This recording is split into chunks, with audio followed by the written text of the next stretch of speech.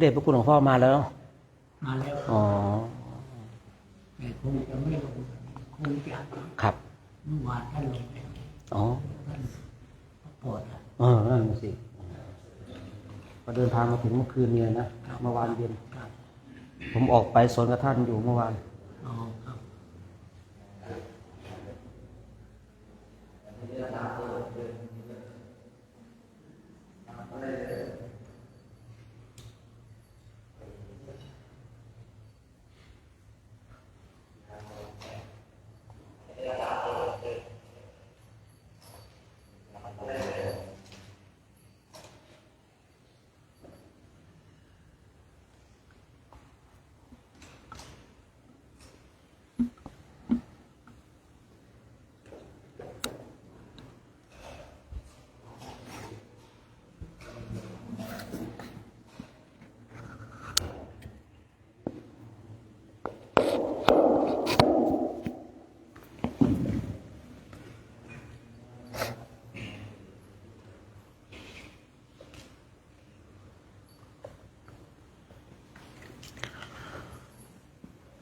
นามัสเตในช่วงเช้าของวันนี้นะ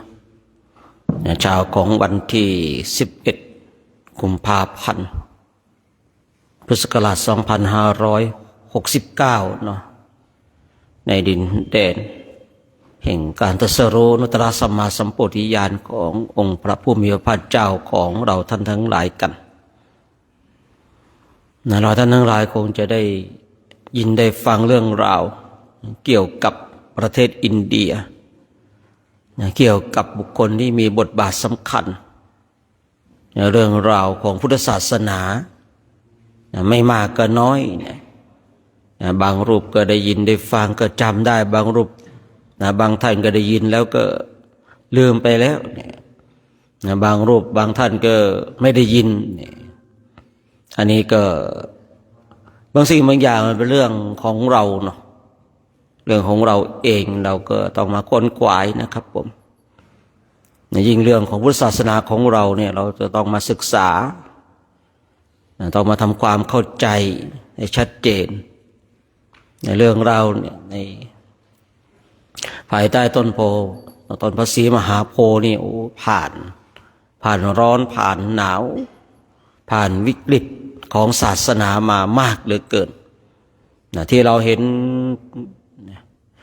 ตั้งเด่นตระหง่าณเวลานี้นี่โอ้กว่าจะเป็นชินีได้นะหลายคนหลายท่านมีบทบาทอย่างน่าจะได้ยินได้ฟัง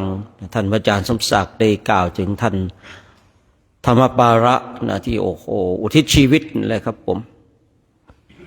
อุทิศชีวิตกับศาสนาเลยนะเพราะว่าในช่วงก่อนนั้นตรงจุดนั้นเป็นสถานที่ครอบครองของนักบวชชาวมหันต์ซึ่งมีบทบาทแต่ท่านธรรมปาระก็ดีพระเจ้ามินดงก็ดีนี่ก็เป็นผู้ที่มีบทบาทนะครับทำให้ชาวพุทธมีโอกาสได้เข้าไปแล้วก็ครอบครองส่วนหนึ่งนะครับผมช่วยกันดูแลทำให้เราได้เข้าออกกันแบบสบายๆคือสมัยก่อนนั้นก็การเข้าออกนั้นไม่มีการตรวจตราเหมือนกับในปัจจุบันนี้นะสามารถไปอยู่ก็ได้ทั้งคืนโทรศัพท์ก็สามารถเอาเข้าไปได้นะครับสมัยก่อนมันจำได้นะปีแรกๆของเรานี่นะปีแรกๆของเรานี่พระของเราบางทีก็ไปถือเนสัญชิกกันที่นู่นนะครับเพราะเขายังไม่ปิดในช่วง 21 นาฬิกานะคือพูดง่ายๆว่าเปิดโอเพนตลอดเลยแต่ว่าในช่วงหลังเนี่ยคือตั้งแต่มีข่าวของการระเบิดเขาก็เลยมีขีดจำกัดในการเข้าออกละมีการตรวจตราที่ชัดเจนบางสิ่งบางอย่างเขาก็ไม่ได้ให้เข้าไปเนาะอย่างโทรศัพท์แบบนี้นะแต่ก็มีหลายๆคนก็แอบเข้าไปเนาะอันนี้ก็ว่ากันไปตามเหตุตามปัจจัยเนาะดังนั้นเรื่องราวเกี่ยวกับพุทธกยานี้จริงมีมากเนาะมีมากไม่รู้จะเริ่มตรงจุดไหนในการพูดเลยนะครับเพราะว่า มีมากเหลือเกินบทสรุปเราบางสิ่งบางอย่างเราก็ต้องไปศึกษาเองพอได้ยินได้ฟังเรามาถึงพุทธกยาแล้วพุทธกยานี่มีเรื่องราวอะไรบ้างเกี่ยวกับพราหมณ์ฮินดูเกี่ยวกับพุทธศาสนาเรื่องราวของศาสนานี่เป็นสิ่งที่เราจะต้องมาศึกษาให้ชัดเจนคือได้ยินได้ฟังนี่เป็นสิ่งที่ดีนะครับผมแต่เมื่อเราได้ยินได้ฟังแล้วขอให้การได้ยินได้ฟังของเราเป็นเครื่องจุดประกายนำไปต่อยอดแห่งการค้นคว้าศึกษาไปอ่านนะครับคือเราได้ฟังเนี่ยบางทีเนี่ยความจำของคนเรามันเก็บรายละเอียดไม่ชัดเจนแต่การอ่านเนี่ยมันจะเก็บรายละเอียดที่ชัดเจนนะครับผมถ้าเราอาศัยสุตตมยปัญญาอย่างเดียวเนี่ยปัญญาที่เกิดจากการฟังบางทีมันก็เก็บรายละเอียดได้ไม่ชัดเจนบางทีผู้เล่านี่ก็คือบางสิ่งบางอย่างเราก็ต้องเข้าใจในผู้บรรยายผู้บรรยายในการเสริมเติมแต่งเพิ่มอรรถรสในการพูดคุยอ่านจากตำราเล่มเดียวกันแต่วาทะในการพูดออกไปก็จะแตกต่างเพิ่มอรรถรสไปบางปีเนี่ยผู้บรรยายปีก่อนนู้นเนี่ยสมมติเนาะเรื่องนี้คุยตรงนี้นะพออีกปีหนึ่งไปคุยตรงนู้นบางทีมันก็ต้องเข้าใจผู้บรรยายนะท่านทั้งหลายฉะนั้นเนี่ยสุตตมยปัญญาจะเกิดจากการฟังเนี่ยมันก็ได้อยู่นะครับผมแต่เราจะเก็บรายละเอียดได้ชัดเจนต้องอาศัยการอ่านเพราะการอ่านเนี่ยมันจะทำให้เราเก็บรายละเอียดได้ชัดเจนและเราก็จะรู้ต้นตอของเรื่องราวทั้งหลายอย่างท่านธรรมปาระเนี่ยนะที่มาเรียกร้องที่อยากจะให้วิหารที่ต้นพระศรีมหาโพธิ์เนี่ย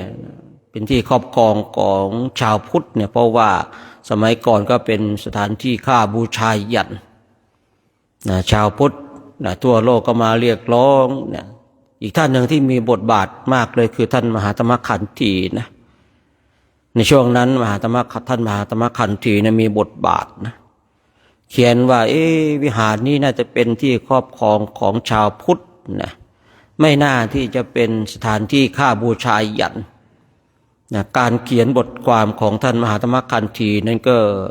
คือบุคคลที่มีบทบาทพอพูดอะไรสะกิดอะไรมันก็ดังเพียงกระซิบเสียงนั้นก็ดังส่วนบุคคลที่ไม่มีอำนาจไม่มีตบะพูดดังอย่างไรใครก็ไม่ได้ยินเนี่ย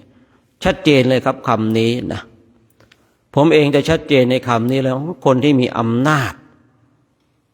กระซิบคนทั้งหลายก็ได้ยินแต่คนที่ไม่มีอำนาจพูดดังขนาดไหนคนก็ไม่ได้ยินท่านมหาธรรมขันธีนี่ก็เขียนไว้เนี่ยวิหารนี้น่าจะเป็นของชาวพุทธชาวพุทธเนี่ยจะได้มีสิทธิ์ครอบครองไม่น่าจะเป็นสถานที่ฆ่าบูชายันเพราะว่าพราหมณ์ฮินดูนี่เขาก็คือเราก็ต้องเข้าใจว่าคือศาสนาของเขาเนี่ยโดยส่วนมากเขาก็เป็นศาสนาแห่งการอ้อนวอนฆ่าบูชายันมีการฆ่าเล็กมีการบูชายันด้วยแต่ท่านมหาธรรมขันธีนั้นก็เขียนพอเขียนก็มีบทบาทนะเพราะว่าท่านก็เป็นผู้ที่มีบทบาทคนทั้งหลายให้ความเคารพคนอินเดียให้ความเคารพมากเลยนะท่านมหาธรรมขันธีเนี่ยเป็นผู้ที่มีบทบาทเรียกร้องให้เอกราชเพราะว่าทางประเทศอังกฤษนี่เขามาครอบครองอยู่นานมากเลยนะอยู่นานมากเลยแล้วท่านมหาธรรมขันธีนี่ท่านมีบทบาทมาเรียกร้องจนได้สิทธิ์นะครับผมเนาะจนได้สิทธิ์ฉะนั้นการที่เราเข้ามาในประเทศอินเดียเนี่ยเพื่อที่มาเดินตามรอยบาทพระศาสดาเนี่ยเราก็ต้องมาเรียนรู้มาศึกษาเรียนรู้ศึกษาภายนอกน้อมก็มาสู่ภายในของเราเพราะอะไรเราต้องมาศึกษาภายนอกน้อมมาสู่ภายในของเราอย่างว่าเรามากราบสังเวชนียสถานทั้งสี่เนี่ยเราทำไมต้องทำให้เกิดความสังเวชสังเวชะตัวนี้มันเกิดความหดหู่เศร้าโศกเสียใจ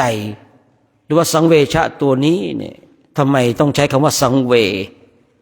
วชะเนี่ยตรงจุดนี้เราก็ต้องเข้าไปศึกษาโอ้ยผมสลดสังเวชใจจังเลยเนี่ยคำว่าสลดสังเวชใจนะคำนี้เนี่ยถ้าเรามองดูในหลักของเราแล้วก็หดหู่ใจ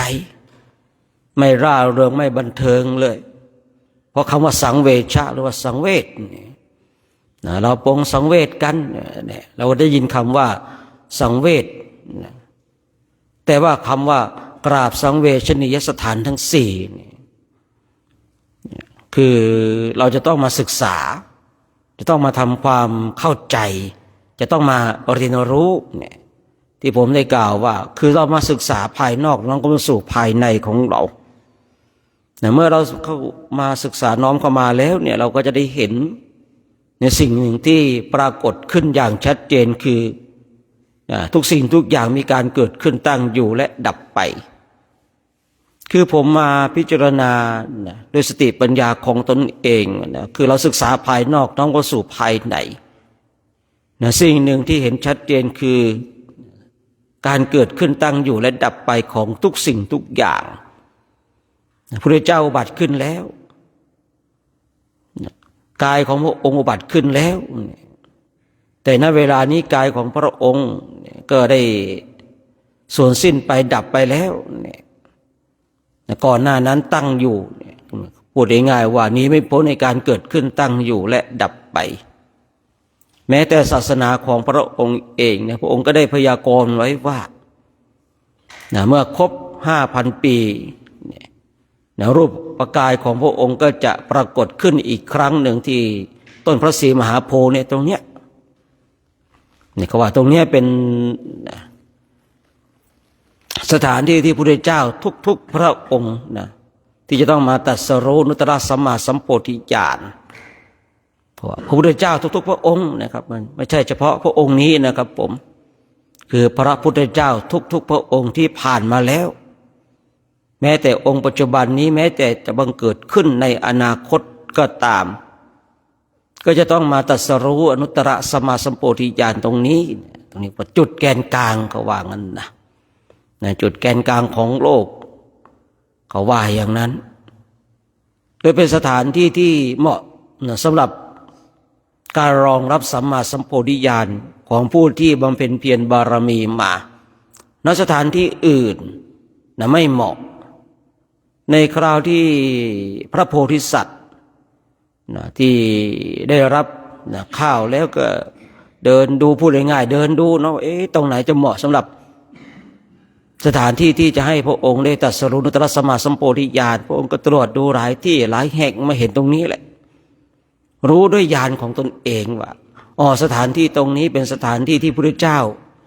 ทุกๆพระองค์ก็จะได้ตรัสรู้นุตตรสัมมาสัมโพธิญาณเมื่อศาสนาของพระองค์ได้ครบ 5,000 ปีรูปกายของพระองค์ก็จะปรากฏขึ้นอีกครั้งหนึ่งแล้วก็ทรงแสดงธรรมอีก7 วันที่เราได้เคยศึกษานั่นแหละคือพระบรมสารีริกธาตุที่อยู่ตามสถานที่ต่างๆไม่ว่าจะอยู่ในบนโลกมนุษย์ไม่ว่าจะอยู่ในบนสวรรค์ไม่ว่าจะอยู่ในบาดาลไม่ว่าจะอยู่มุมไหนก็ตามก็จะมารวมกันเป็นรูปกายของพระองค์อีกครั้งหนึ่งและพระองค์ก็ทรงแสดงธรรมอีก7 วันเมื่อพระองค์ทรงแสดงธรรมครบ7 วันแล้วอันตรธานหายแล้วแต่ที่เราเคยได้ยินได้ฟังว่าอันตรธานคือหายแล้วพระบรมสารีริกธาตุก็หายคือตรงนี้ก็ย้อนกลับมาว่าทำไมเราเคยได้เห็นว่าทำไมมีพระบรมสารีริกธาตุของพระพุทธเจ้าองค์ก่อนๆนู้นอันนี้ในความคิดของผมเองผมรู้สึกว่ามันจะขัดแย้งกับตรงนี้นิดนึงนะครับว่าทำไมเนาะทำไมยังมีพระบรมสารีริกธาตุของพระพุทธเจ้าองค์ก่อนหน้านู้นและอีกหลายๆพระองค์เพราะว่าเราได้ศึกษามาว่าคำว่าอันตรธานคือพระบรมสารีริกธาตุอันตรธานหายไปในคราวที่พระพุทธเจ้าทรงแสดง พระธรรมเทศนา7 วันที่รูปกายปรากฏขึ้นอีกครั้งหนึ่งปรากฏขึ้นที่ไหนก็ขึ้นเนี่ยที่ใต้ต้นพระศรีมหาโพธิ์เนี่ยตรงจุดเนี้ยว่าณเวลานั้นมนุษย์หมดสิทธิ์ที่จะได้รับฟังมีแต่เทพเทวาเท่านั้นเองที่จะมีสิทธิ์ได้รับฟังพระธรรมเทศนาเพราะอะไรในช่วงนั้นก็พูดได้ง่ายว่ามันเป็นช่วงของบุคคลที่ไม่ได้สนใจในศาสนาไม่ได้มีความสนใจแล้วก็เลยมนุษย์เลยหมดสิทธิ์คนเลยหมดสิทธิ์ที่จะฟังธรรมในช่วงที่รูปกายของพระพุทธเจ้าปรากฏขึ้นผู้ที่มีสิทธิ์คือพวกเทพเทวาอารักษ์ทั้งหลายพระเจ้าทรงแสดงธรรมครบแล้วก็จะมีผู้ที่ได้บรรลุธรรมผู้ที่บรรลุธรรมคือพวกเทวดาพวกพรหมคุยชัดเจนให้เข้าใจง่ายๆเนาะก็จะเป็นเช่นนั้นคือบางคนบางท่านเนี่ยก็ตั้งจิตปรารถนาจะฟังธรรมในครั้งสุดท้ายของศาสนาก็เป็นไปได้นะครับเพราะว่าคือบางสิ่งบางอย่างมันขึ้นอยู่กับการตั้งจิตปรารถนาของบุคคลนั้นการตั้งจิตปรารถนาของบุคคลนั้นคือคนเราเนี่ยตั้งจิตปรารถนาที่แตกต่างกันออกไปอันตรงจุดนี้เราไปดูถูกนะความตั้งจิตปรารถนาของคนทั้งหลายไม่ได้นะเพราะว่าบางสิ่งบางอย่างเนี่ยถ้าเราศึกษาในพุทธศาสนาเราจะชัดเจนในเรื่องความตั้งจิตปรารถนาเช่นพระพุทธเจ้าของเราในคราวบำเพ็ญเพียรบารมีทั้งหลายเพื่ออะไรทุกคราวที่พระองค์ได้สร้างบารมี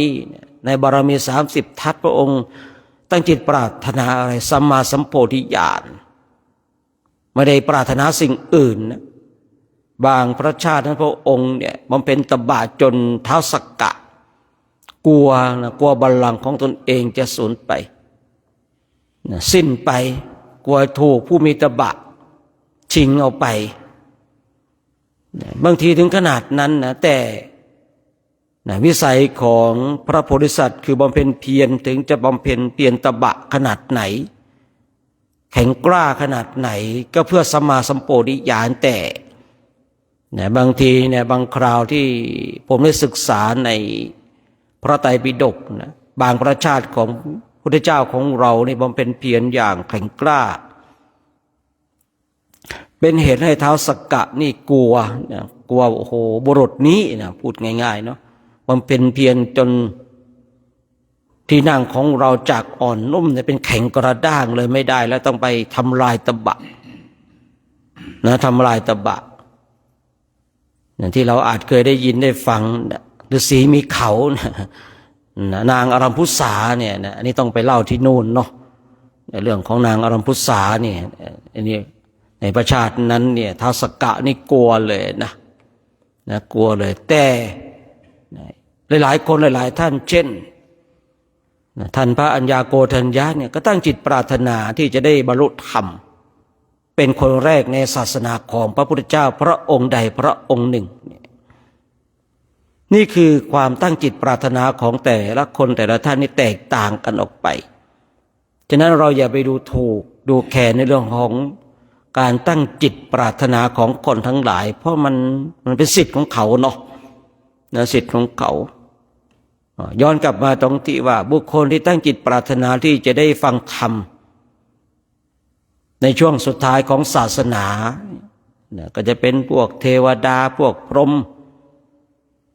ที่จะได้ยินได้ฟังพระธรรมเทศนาในช่วงจะสูญสิ้นหรือว่าอันตรธานของศาสนาฉะนั้นบางคนบางท่านเนี่ยฝึกฝนอบรมไปสัญญาณเก่าก่อนพูดขึ้นมาว่าโอ้เราเคยตั้งจิตปรารถนาว่าจะฟังธรรมในช่วงสุดท้ายของศาสนาเราก็ต้องสร้างเหตุของเราให้ไปเกิดเป็นเทวดาเป็นพรหมในข่าวที่พระเจ้าทรงแสดงเรามีสัญญาแห่งธรรมสิ่งเหล่านี้ก็จะเป็นเครื่องเตือนจิตเตือนใจของเราว่าวันนี้อย่างสมมติว่าครบ 5,000 ปีแล้วเนาะวันนี้พระพุทธเจ้าทรงแสดงธรรมอีกคราวหนึ่ง เนี่ยเราจะต้องลงไปฟังธรรมเนี่ยคือเป็นเหตุให้เทวดาเหล่านั้นที่มาประชุมกันก็ได้บรรลุธรรมมากเหลือเกินในวันที่ศาสนาอันตรธานนะก็จะปรากฏรูปกายของพระองค์อีกครั้งหนึ่งในที่ใต้ต้นพระศรีมหาโพธิ์ที่เราได้ไปกราบไปไหว้ไปสักการะไปบูชากันเนี่ยนะปีนี้ของเราในโชคดีได้มีโอกาสได้มาสาธยายพระไตรปิฎกนะคนโดยส่วนมากได้ยินคำว่าสาธยายพระไตรปิฎกก็โอ้โหตื่นเต้นนะเนาะก็เป็นเรื่องที่น่าตื่นเต้นจริงๆอะเนาะมาสาธยายพระไตรปิฎกในสถานที่ที่นะบุรุษเอกของโลกอุบัติขึ้นเป็นจุดกำเนิดนะของศาสนานะถึงแม้ว่าที่ได้กล่าวไว้ว่าต้นพระศรีมหาโพธิ์ซึ่งเป็นสาชาติของพระองค์ก็ถูกนะทำลายไปนะจนต้นปัจจุบันนี้ก็ยังตั้งเด่นตระหง่าให้เราสามารถได้เห็นแล้วก็ได้ระลึกนึกถึงคุณนะขององค์สมเด็จพระสัมมาสัมพุทธเจ้าได้เนาะที่ผมเคยคุยไว้นะใครมาที่ต้นพระศรีมหาโพธิ์ถ้าไม่ได้รับความสงบไม่ได้สมาธิถือว่าบุคคลนั้นเป็นบุคคลที่อาภัพสมาธิเลยนะถึงแม้ว่าคนจะมีมากขนาดไหนนะครับผมบางคนจะมีมากแต่ละคนแต่ละท่านก็จะมาสวดกันมาเดินเวียนประทักษิณกันมีการบรรยายในภาษาต่างๆที่แตกต่างกันออกไปแต่ผู้ที่นั่งสมาธิก็สงบนิ่งเป็นสถานที่ที่อัศจรรย์นะคือพูดยังไงว่าคงไม่มีสถานที่ใดน่าอัศจรรย์นะเท่าตรงจุดนี้นะเพราะว่าแต่ละคนแต่ละท่านนี่นะมีจิตใจที่มุ่งตรงต่อคำสั่งสอนที่องค์พระผู้มีพระเจ้าทรงตรัสไว้ผมเลยกล้าพูดว่าใครมาที่ใต้ต้นพระศรีมหาโพธิ์แล้วนั่งสมาธิไม่สงบนั้นอาภัพสมาธิแล้วนะอาภัพสมาธิแล้วนะฉะนั้นก็ฝากไว้ก็แล้วกันในช่วงเช้าของวันนี้นะเช้าของวันนี้นะที่เราได้มาประชุมพร้อมกันอีกนะวันหนึ่งเนาะวันนี้คงเป็นยังไงกันบ้างนะกลุ่มหนึ่งว่ายังไงครบเนาะอ๋อนี่คิวกลุ่ม2ต้มน้ำเนาะต้มน้ำ2รูปเนาะต้มน้ำนี่สลับสับเปลี่ยนกันหรือว่าคนใดคนองค์นั้นเลยสับเปลี่ยนนะเนาะช่วยๆกันสับเปลี่ยนกันนะจะได้ทำเหมือนกันเนี่ยจะได้แบ่งหน้าที่กันพูดดูแลกันนะครับผมนะเพราะว่าในแต่ละกลุ่มเนี่ยที่เราตั้งเวรต้มน้ำร้อนเนี่ยอย่างที่บอกไว้นะครับผมทางแก๊สก็ทางไหนทางนั้นนะครับผมในช่วงนี้มันไม่ได้เก็บเข้าเก็บออกนะแต่ช่วงที่เราออกจาริกเนี่ยจะได้เก็บเข้าเก็บออกนะจะได้เคลียร์ในแต่ละวันเนี่ยเพราะว่าเราจะต้องเดินทางในแต่ละวันเนี่ยนะชั้นถังแก๊สถังไหนที่เป็นของเราสำหรับต้มน้ำร้อนเราก็ต้องช่วยกันดูแลนะครับผมแก๊สจะหมดแล้วเราก็ต้องรีบบอกทางโรงครัวให้เขาไปเติมนะถ้าหมดแล้วเนี่ยหมดแล้วหมดเลยนะครับผมหมดแล้วหมดเลยนะกลุ่ม3หลวงตาครบเนาะกลุ่ม4เนนมิกมาหรือยังมาแล้วนะเน้นมิกอะเนาะแม่ชีครบกันหรือยังเนี่ยนะ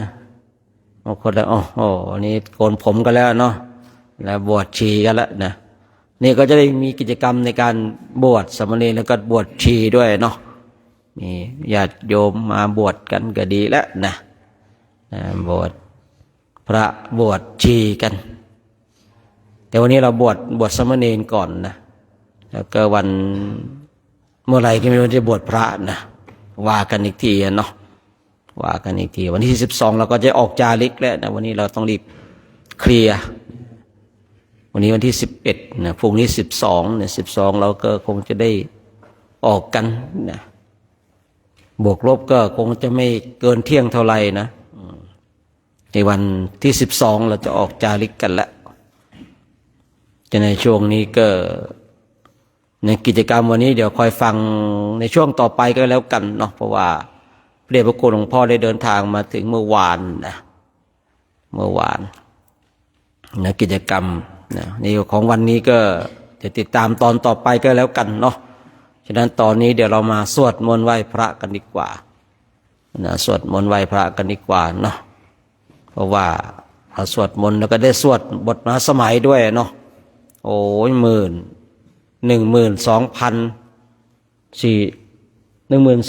ป่ะ200ก็จบแล้วเนาะ10,000เท่าไหร่นะ4,000 2,437โอ้12,437จบแล้วนะอ๋อ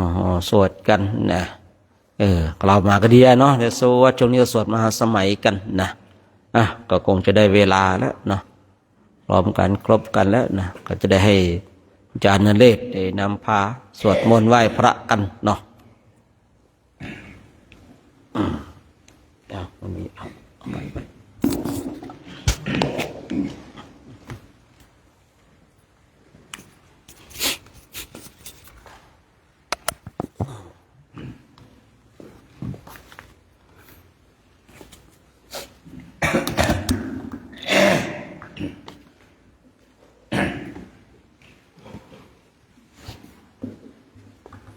นั่งคุกเข่าพนมมือขึ้น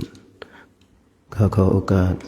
ขอถวายความเคารพพระเดชพระคุณหลวงพ่อพระครูธีรธรรมปราโมทย์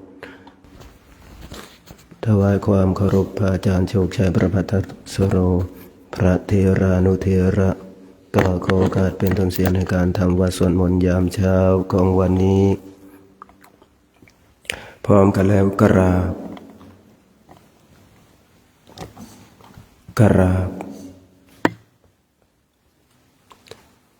บโยโสภะคะวะอะระหังสัมมาสัมพุทโธสวากขาโตเยนะภะคะวะตาธัมโมสุปฏิปันโนยัสสะภะคะวะโตสาวกสังโฆธัมมายังภะคะวันตังสัทธัมมังสัสสังฆังอิเมหิสการเรหิยะทาระหังอารุปิเตหิอภิปูชยามะนัทุโนพันเตภะคะวะสุจิระปรินิพพุตโตปิปัจฉิมาชนะตานุกัมปมานัสสะอิเมสการเรทุกขตาปันนาการะภูเตปฏิคันหาตุอัมหากังทิครตังหิตายะสุขายะอะระหังสัมมาสัมพุทโธภะคะวาพุทธังภะคะวันตังอภิวาเทมิกราบสวากขาโตภะคะวะตาธัมโมธัมมังนัมมัสสามิกราบสุปฏิปันโนภะคะวะโตสา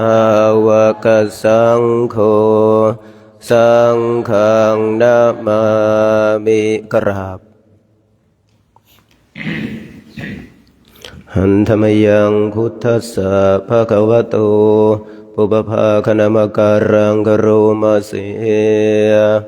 นะโมตัสสะภะคะวะโตอะระหะโตสัมมาสัมพุทธัสสะนะโมตัสสะภะคะวะโตอะระหะโตสัมมาสัมพุทธัสสะ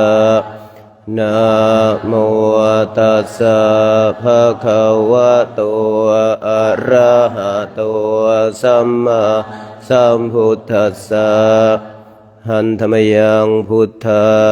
ภิทุติงกโรมาเสโยโสตถาคโตอะระหังสัมมาสัมพุทโธวิชชาจารณสัมปันโนสุขโตโลกวิทูอนุตตรปุริสธรรมสารถิสัทธาเทวมนุสานังพุทโธภควาโยอิมังโลกังสเทวกังสมารกังสัพพมกังสัสสะมานะพรามณิงปัจฉังสเทวมนุสังสยังอภิญญาสัจจิกาตวะปเวเทสิโยธรรมังเทเสสิอาทิกัลยานังมัชเชกัลยานังปริโยสานกัลยานังสัทธังสัพพยัญชนะเกวะละปริปุณังปริสุทธังบรมจริยังปกาเสสิตามหังภคะวันตังอภิปูชยามิตามหังภคะวันตังศิรสานะมามิกราบหันธรรมยังธรรมาภิทุติงกโรมาเสโยโสสวากขาโตภะคะวะตาธัมโมสันทิฏฐิโกอะกาลิโกเอหิปัสสิโกโอปะนะยิโกปัจจตังเวทิตาโพวินโยหิตามหังธรรมังอภิปูชยามิตามหังธรรมังศิรสานะมามิกราบหันธรรมยังสังฆาภิทุติงกโรมาเสโยโสสุปฏิปันโนภะคะวะโตสาวกสังโฆอุชุปฏิปันโนภะคะวะโตสาวกสังโฆยายาปฏิปันโนภะคะวะโตสาวกสังโฆสามีจิปฏิปันโนภะคะวะโตสาวกสังโฆยะทิทังจัตตาริปุริสยุคานิอัตถปุริสปุคลาเอสัพพะคะวะโตสาวกสังโฆอาหุนายโยปาหุนายโยทักขินายโยอัญชลีกรณิโยอนุตตรังปุญญเขตังโลกัสสะตามหังสังฆังอภิปูชยามิตามหังสังฆังศิรสานะมามิกราบ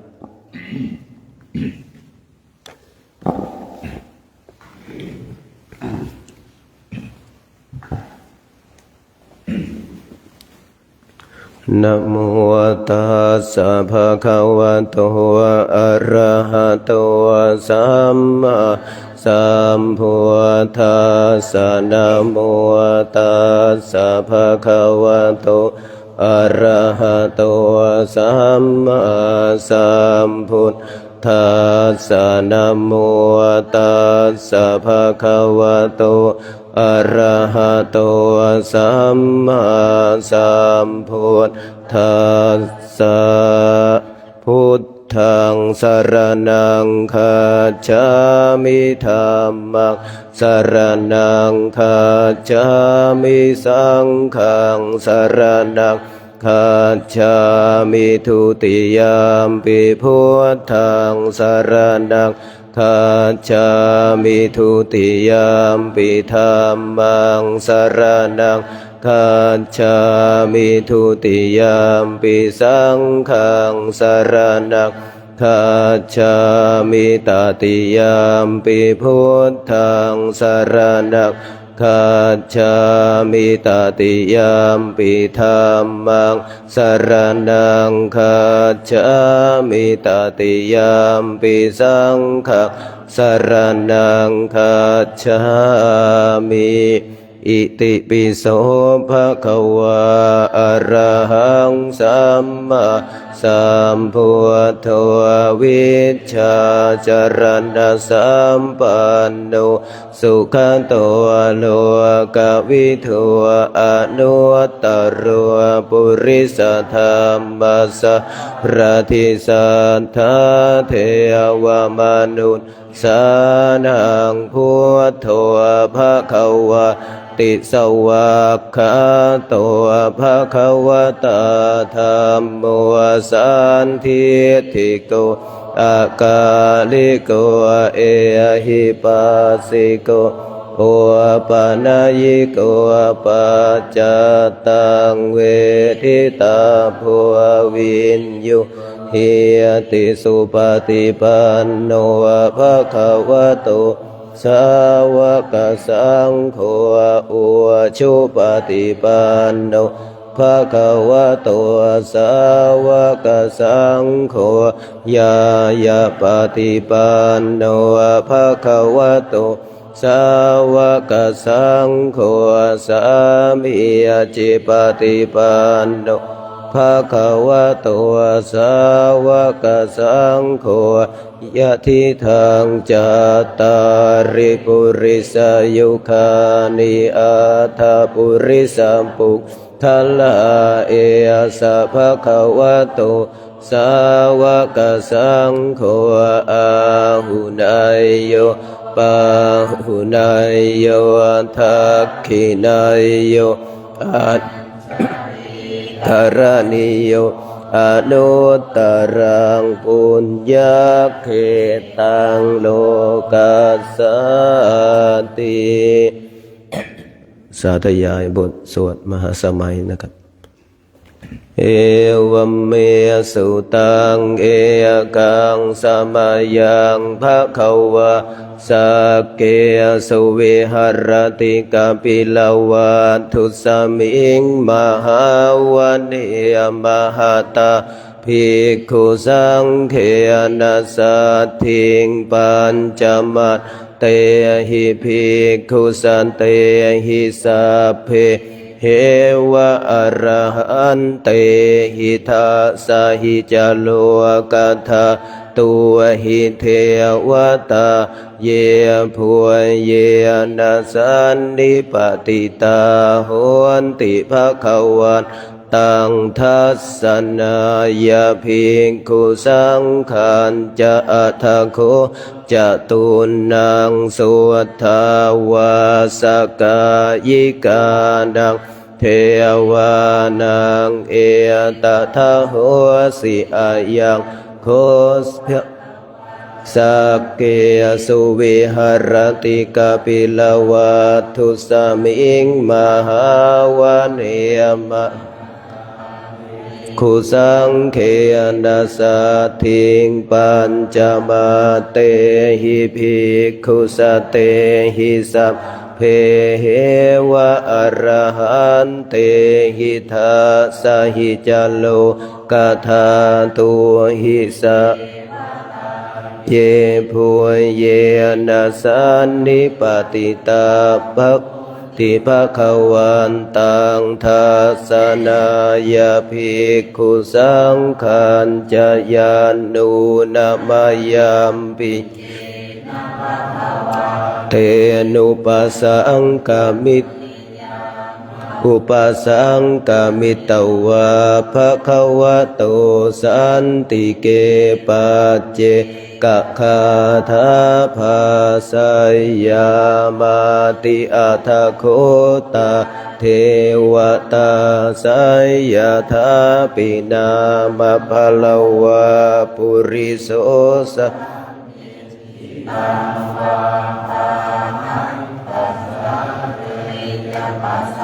ริตังวาภาหังสามินชัยยะเอวะเมวะสุทาวะเสสุเทเว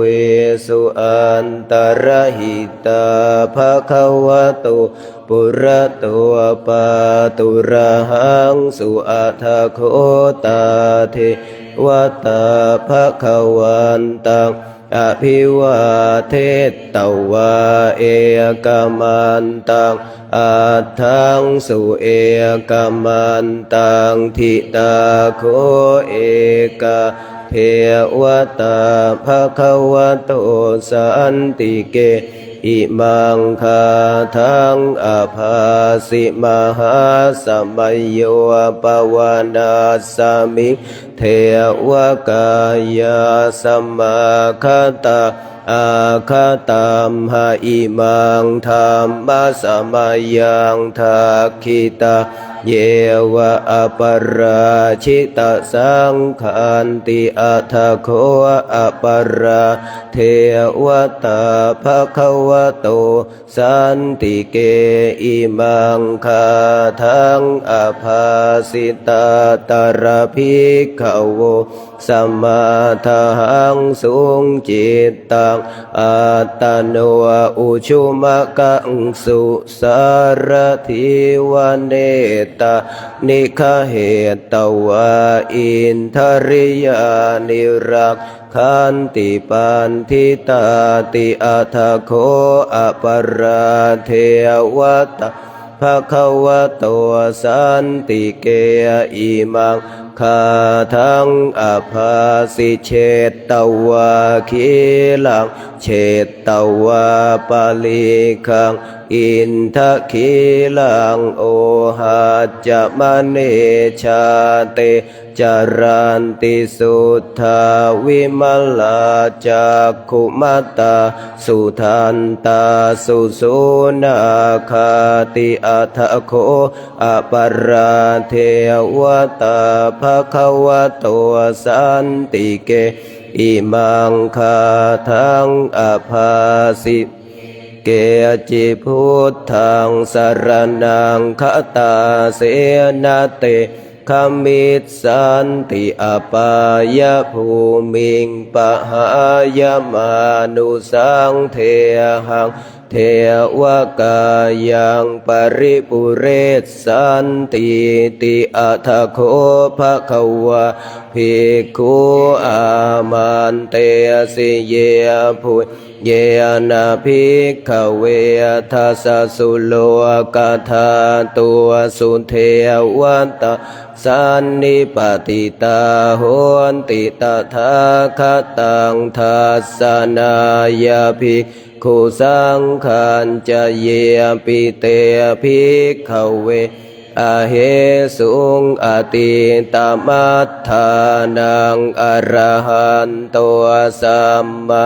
สัมพุทธาเตสัมปิภะคะวันตานังเอตปรมาเยวะเทวตาสันนิปติตาอาเหสุงสัยยถาปิไมหังเอตระหิเยปิเตภิกขเวภวิสสันติอนาคตมัฏฐานังอรหันโต สัมมาสัมพุทธาเตสัมปิภควตานังเอตปรมาเยวะเทวตาสันนิปติตาภวิสสันติไสยถาปิมัยหังเอตระหิอาจิคิสามิภิกขเวเท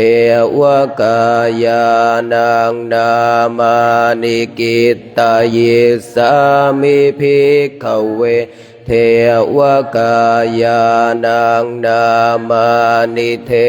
สิสสามิภิกขเวเทวกายานังนามานิตังสุนาทาสาทุกังมนสิกโรธาภาสิตสามิติเอวัมพันเตติเตภิ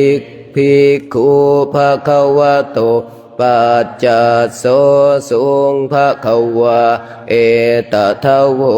จัสสิโลกามานุกัสสามิยัตถภูมิตถาสิตาเยสิตาคิริคัพพรังปหิตาตาสมาหิตาปุถุสิหาวสันลีนาโลมหังสาภิสัมพุโนโอทาตมนัสสะสุทธาวิปัสสนามานาวิลาภิโยปัญจสเตยัตตวาวันเอกาปิลวัตถเวตันโตอามันตายิสัทธาสาวกเกสาสเนระเตเทวกายะอภิกันตาเตวิชานาทาภิกขวเตจะอาตาปะมะกะรวงสุตวาพุทธัสสะสาสนังเตส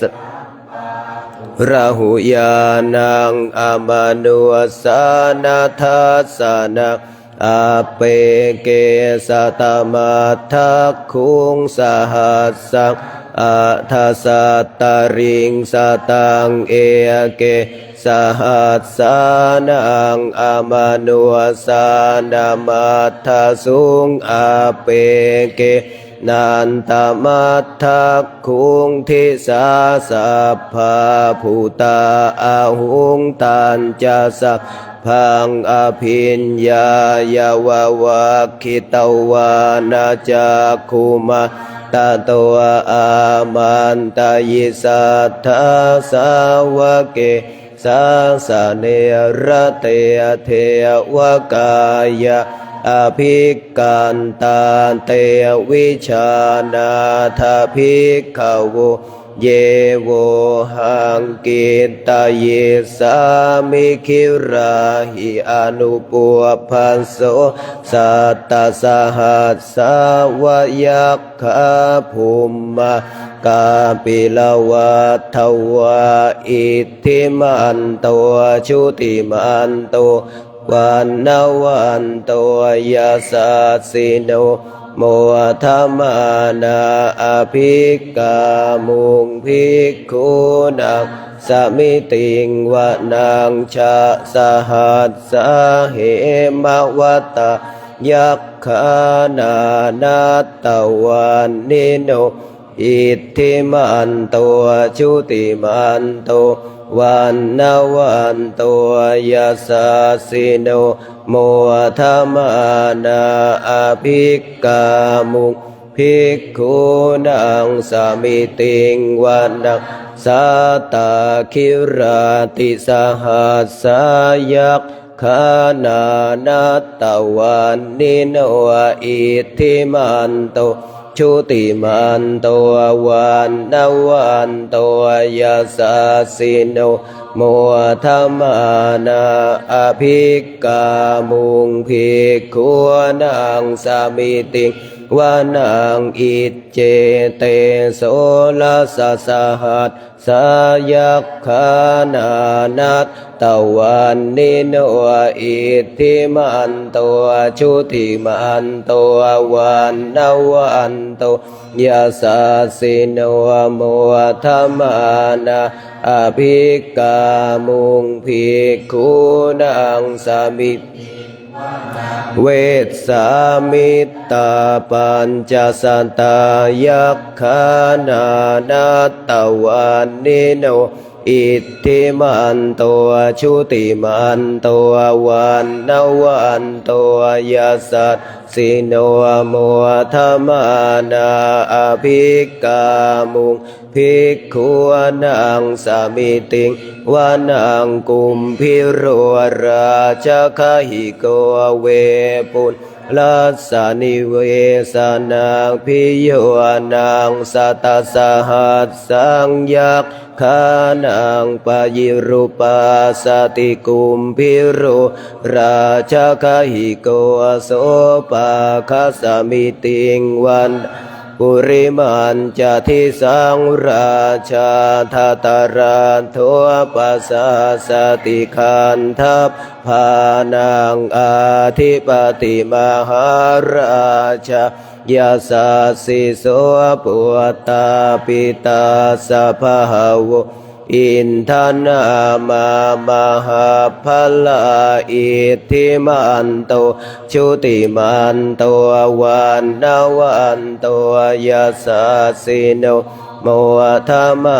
นาอภิกามุภิกขุนังสามิติงวันทักขินันจะทิสังราชาวิรุณหัวตาปัสสะสติกุมพันธานังอาธิปติมหาราชายาสาสิโสปุตตาปิตาสัพพะโวอินทนามามหาพลาอิทธิมันตัวชุติมันตัววันนวันตัวยาสาสิโนโมธรรมานาอภิกามุงภิกขุนังสามิติงวานังปัจฉิมันจะทิสังราชาวิรูปัคโคปัสสะสตินาคานังอาธิปติมหาราชายาสาสิโสปุตตาปิตาสัพพะโวอินทนา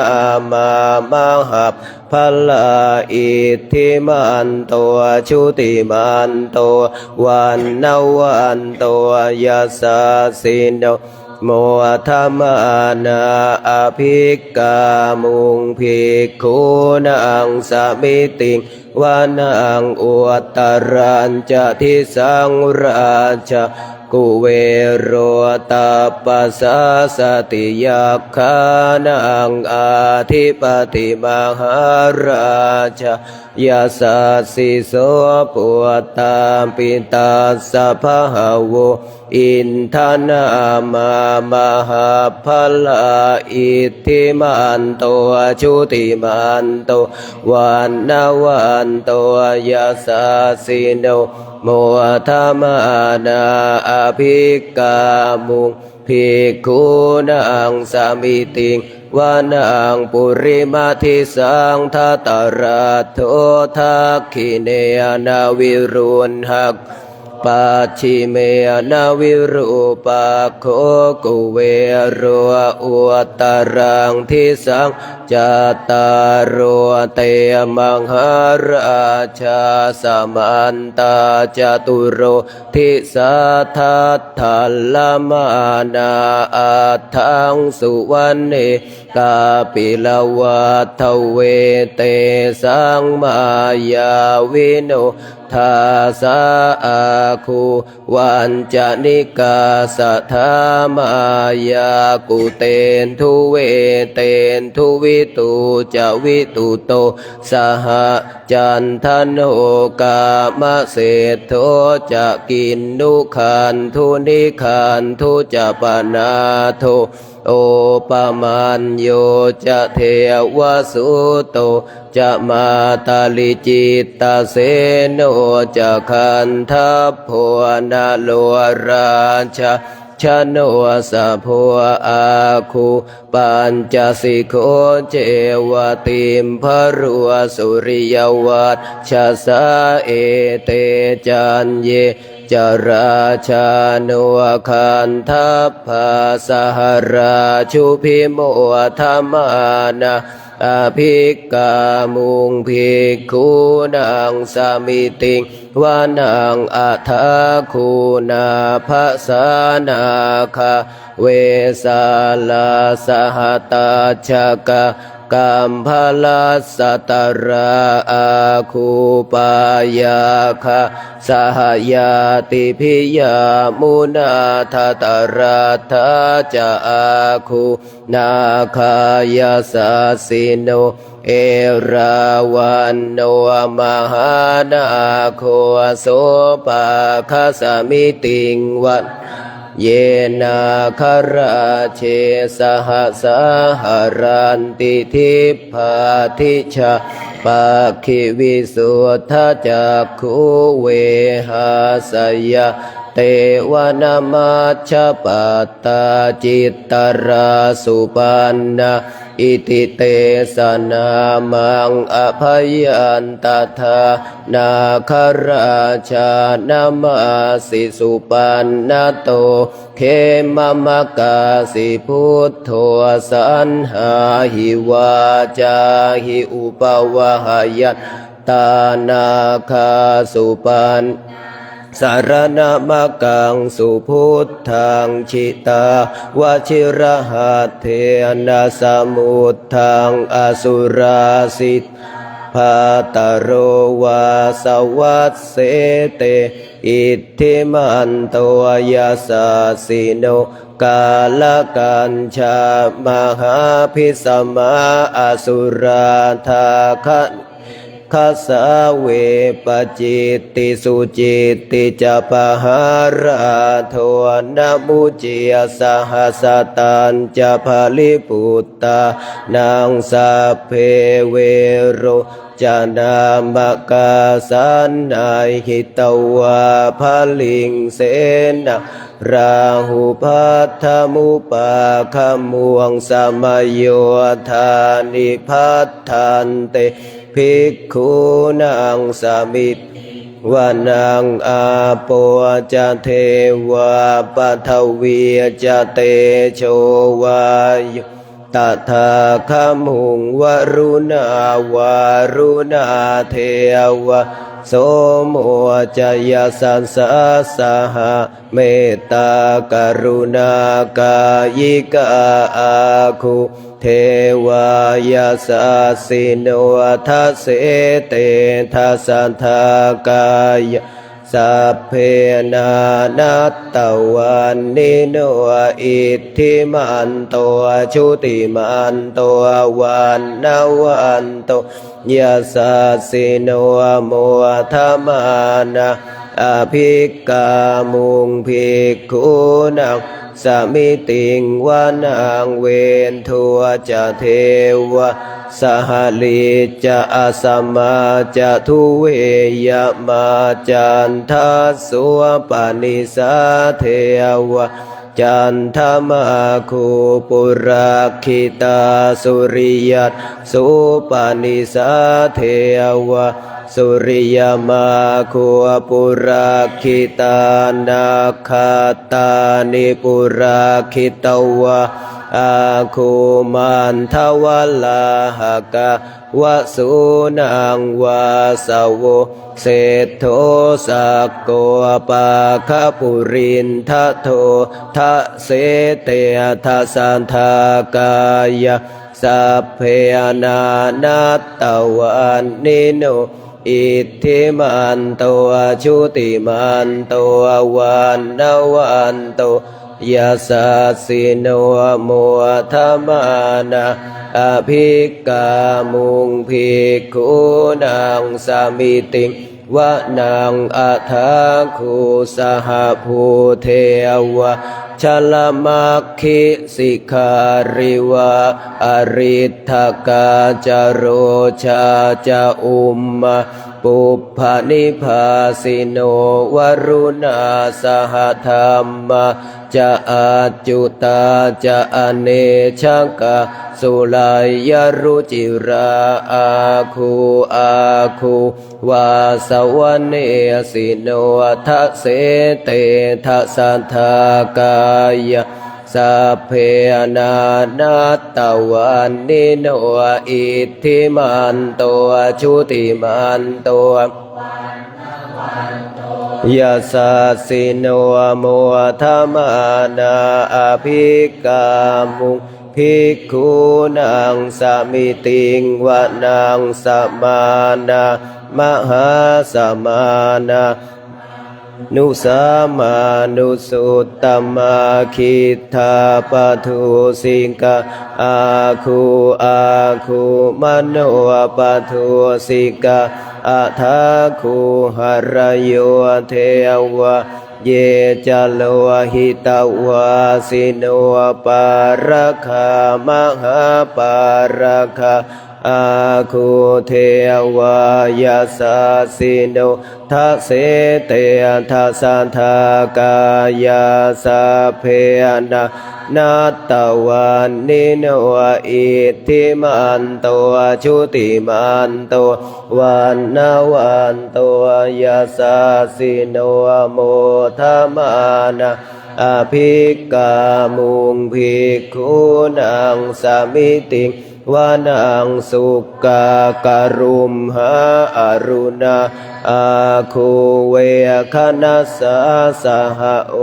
ทานตาคายหาปาโมคาอาคูเทวะวิจักขณาสันธามัตตาหารคัจฉามิสกาจายาสัสสิโนธานายังอาคาปชุนโนโยทิสาอภิวัตสติทะเสเตทัสสัทธากายะสัพเพนานัตตวันนิโนอิทธิมันโตชุติมันโตวันนาวันโตยาสัสสิโนโมธรรมานาอภิกามุงภิกขุนังสมิติงวานังเขมิยาตุสิตายามะกัตถกาจายาสัสสิโนลัมพิตกาลามะเศรษฐาโชตินามะจะอาสวานิมานารติโนอาคูอัฏฐาคูปารณิมมิตาทัสเสเตทัสสัทธากายะสัพเพนานัตตวันนิโนอิทธิมันโตชุติมันโตวันนาวันโตยาสัสสิโนโมธรรมานาอภิกามุงภิกขุนังสมิติงวานังสัทเทเตเทวนิกายาสัพเพนานัตตวันนิโนนามันวะเยนะอาคันชุงเยจันเยสัทธิสาสหปวัฏฐชาติมัคคิลังโอคตินนามานาสวังทักเขมโอคตารังนาคังจันทังวะอสิตาติตังสุพรามมาปรมัตโตจะปุตตาอิทธิมัตโตสหสันนังกุมารุติโสจะโสปะคสมิติงวันนังสหัสสะพรามโลกานังมหาพรหมาภิติทัตติอุปปันโนชุติมันโตภิสสมกายโยยัสสะสิโสทัสเสทะอิสระอาคูปัญเจกวะสวัตติโนเต สันจะมาชปัตหาริตัวปริวาริตัวเจจะสัพเพอภิกันเตสินเทเทเวสัพพมะเกมาราเสนะอภิกามิปัสสกันหาสมันทิยังเอทะคันหาทาพันธมัตเขนะพันธมัตถุโวสมันตาปริวาเรธรรมาโวมุนจิตทะโกจินังอิติตาธรรมหาเสนุกันหาเสนังอเปสยิปานินาตาลามาหาจะสรังกาตวะนาเพระวังยะถาปาวุสโกเมโคธานายันตัวสวิชชุโกตถาโสปัจจุทาวาติสังกุโทอาสยังวาสิตันจะสัพพังอภิญญายาววัคขิตวานาจักขุมาตาโตอามันตายิสัทธาสาวเกสาสเนระเตมาราเสนะอภิกันตาเตวิชานาถภิกขโวเตจะอาตาปมะกะรวงสุตวะพุทธัสสะสาสนังวิตราเคหิปากามุงเนสักโลมัมปิอินชยุงสัพเพวิชิตะสังขามาพยาติตายาสาสิโนโมทันติสหภูเตหิสวกาเตชันเหสุตาติ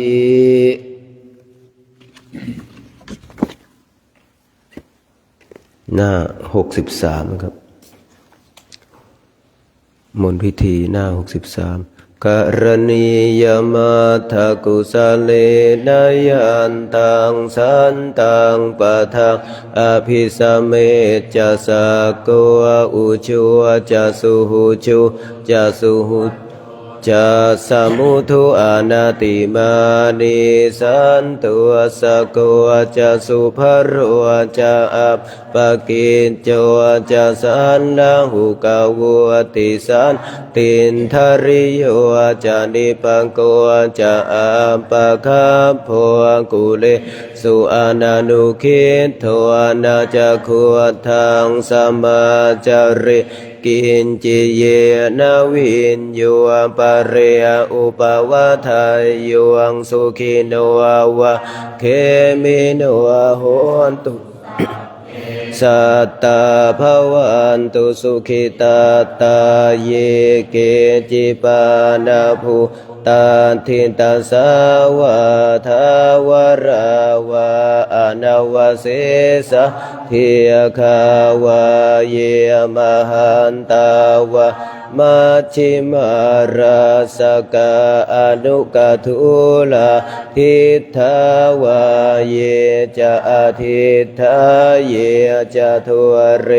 วาสันติอวิทุเรภู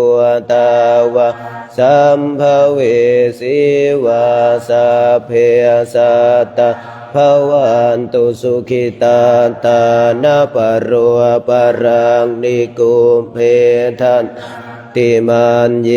ทกาทาจินังกินจิพยารุสนาปฏิฆะสัญญานัญญมัญญาสาธุขเมชัยยมาตายาธานิยังปุตตังอายุสาเอกาปุตตามานุราเคเอวัมปิสาภะพุเตสุมาณาสัมภาวะเยอปริมาณังเมตตัญจะสัพพะโลกาสมิงมานาสัมภาวะเยอปริมาณังอุทังอโทจติริยันจะอสัมภาทะ อเวรังอสปะตังติทันจารังนิสินโนวะสยานโนวายาวตาสวิคตามิโทเอตังสันติงอาทิตถายพระมเมตังวิหารังอิธามาหุทิทินจะอนุปคัมบาเสียลาวทัสสะเนนะสัมปันโนกามิสุวินัยยะเขทางนาหิจาตุคัพพะไสยังปุนาริติติหน้า62ยานิทัมพุตานิสัมมาคตานิภูมิมานิวายานิวะตาลิเคตถาคตังเทวมนุสสะปุชิตังพุทธังนามัสสามาสุวัตถิโหตุยานิทัพพุตานิสัมมาคตานิภูมิมานิวายานิวะอันตาลิเคตถาคตังเทวมนุสสะปุชิตังธัมมังนามัสสามาสุวัตถิโหตุยานิทัพพุตานิสัมมาคตานิภูมิมานิวายานิวะอันตาลิเคตถาคตังเทวมนุสสะปุชิตังทังนามัสสามาสุวัตถิโหตุเอวเมสุตังเอกังสมัยยักภควาสาวัตถิยังวิหรติเชตวันเนอนาถปินทิกัสสะอาราเมตาตระโคภควาภิกขุอามันเตสิภิกขวติภทันเตติเตภิกขุภควโตปัจจัสโสสุงภควาเอตทะโวจะเมตตายาภิกขเวเจโตวิมุตติยาอาเสวิตายาภาวิตายาภาหุลิกันตายายานิกตายาวัตถุกันตายาอนุตถิตายาปริจิตายาสุทายะเอกาทัสสานิสังสาปฏิกังคกตเมเอกาทัสสะสุขังสุปฏิสุขังปฏิพุชฌตินับปะกังสุปินังปัสสติมนุสสานังปิโยโหติอมนุสสานังปิโยโหติเทวตาราคันตินะสักขิวาวิสังวาสัทธังวากามติตุวตังจิตสมาธิยันติมุขวันโนวิปัสสิยทัตติอาสัมมุลาโหกาลังกโรติอุตริอปฏิวิชชันโตพระมโลกุปะโคโหติเมตตายาภิกขเวเจโตวิมุตติยาอาเสวิตายาภาวิตายาภาหุลิกันตายายานิกันตายาวัตถุกันตายาอนุตถิตายาปริจิตายาสุสมารัตถายาอิเมเอกาทัสสานิสังสาปฏิกังคติอิธรรมโวจะภควา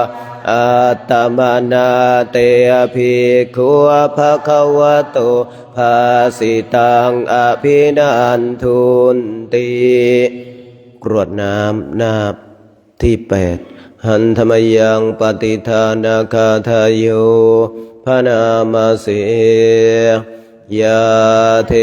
วตาสันติวิหารวาสินีทุเปคเรโพธิคเร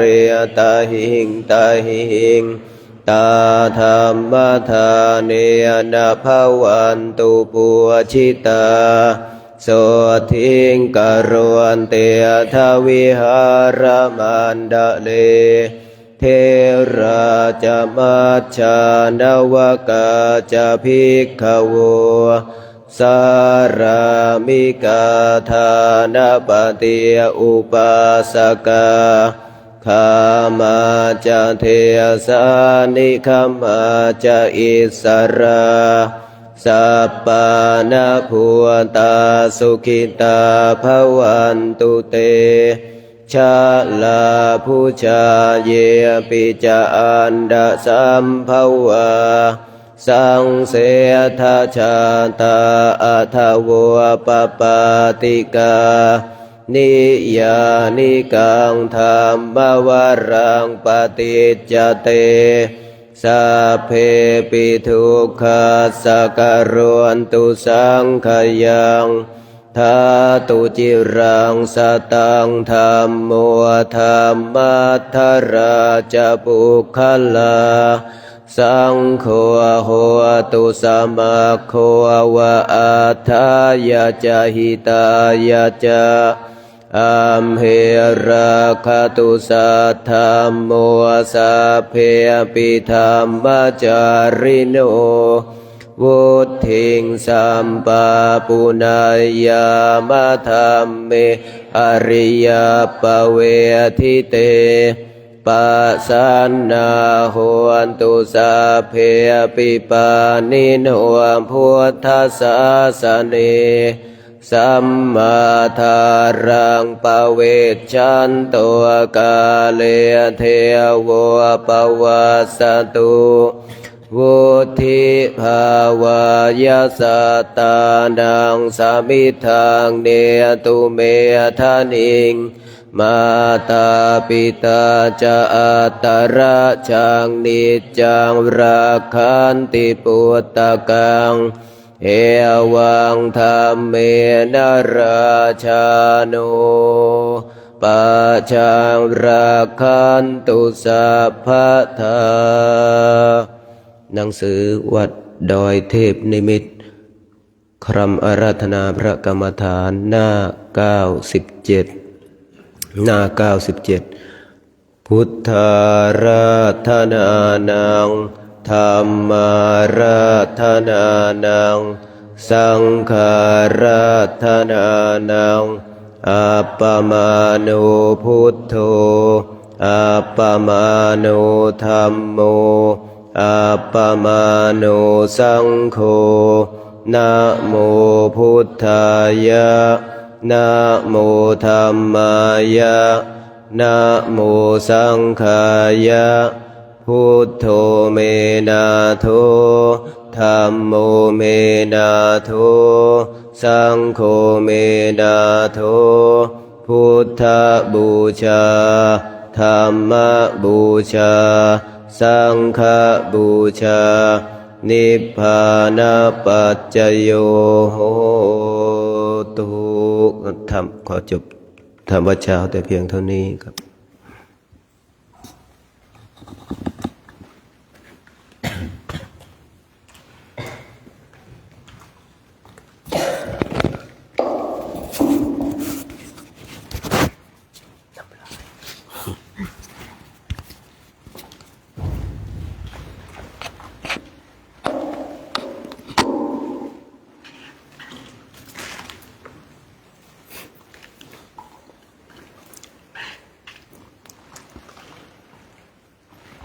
ช่วงลำดับอันนี้ไปก็นั่งมันเป็นเปลี่ยนภาวนากันสักระยะหนึ่ง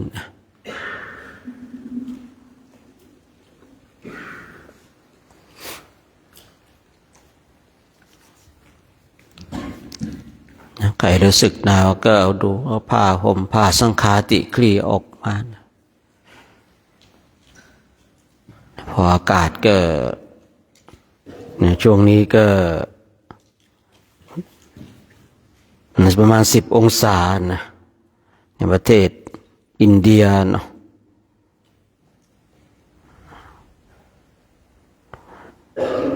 ใครรู้สึกหนาวก็ดูผ้าอะไรมาห่มเพื่อป้องกันความหนาวเผื่ออนุเคราะห์การประพฤติพรหมจรรย์ของเรานะให้เราพามาปกปิดเพื่อบรรเทาความหนาวเพื่ออนุเคราะห์แก่การประพฤติพรหมจรรย์ร้อนเกินไปหนาวเกินไปบางทีมันก็จิตของเราก็ยากเหลือเกินที่จะสงบนะทุกสิ่งทุกอย่างก็ต้องอาศัยความพอดีนะ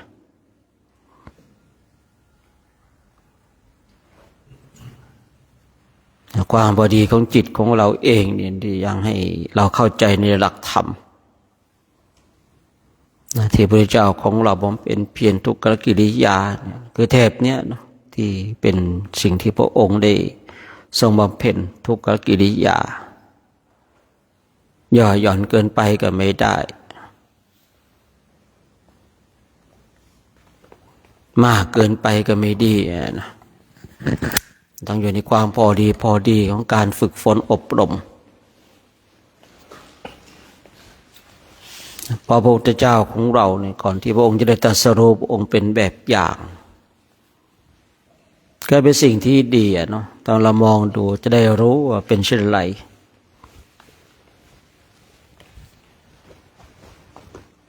นะพระองค์ทำมาก่อนพระองค์เลยชัดเจนสามารถพูดได้เต็มปากพูดง่ายๆนะ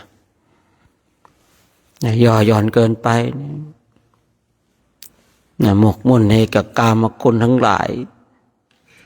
นะยากเหลือเกินที่จะจิตเนี่ยจะหยุดออกจากเครื่องร้อยรัดเนี่ยนะทรมานตนเกินไปก็ยากเหลือเกินว่าจิตนี้จะออกจากเครื่องร้อยรัดเนี่ยต้องอาศัยความพอดีจิตมันสบายจิตต้องไม่มีเครื่องร้อยรัดนะจึงจะหลุดพ้นจากบ่วงของมารได้นะแต่จิตของเรายังมีเครื่องร้อยรัดยากเหลือเกินนะ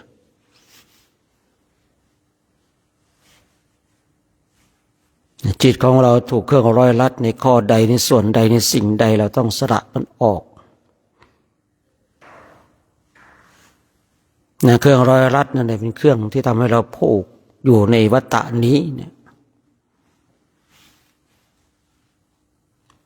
แล้วอะไรคือเครื่องร้อยรัดสำหรับตัวของเราตรงจุดนี้ก็อยู่กับตัวของเราเองนะว่าเราเนี่ยจะเข้าใจเท่าทันกับเครื่องร้อยรัดนั้นมากน้อยขนาดไหน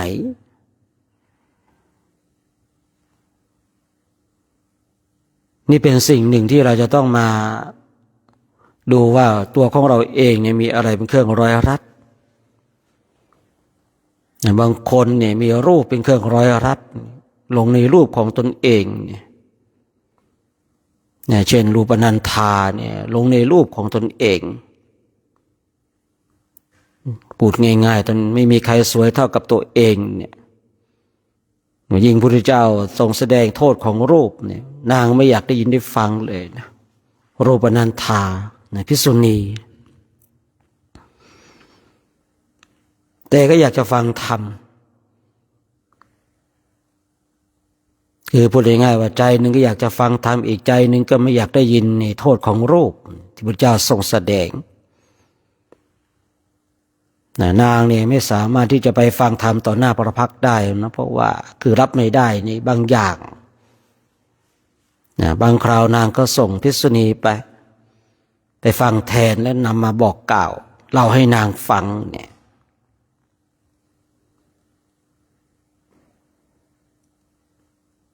ถ้าเราลงในรูปนั้นแสดงรูปนี้เนี่ยเป็นเครื่องร้อยรัดให้เราอยู่ในวัฏฏะสงสารนี้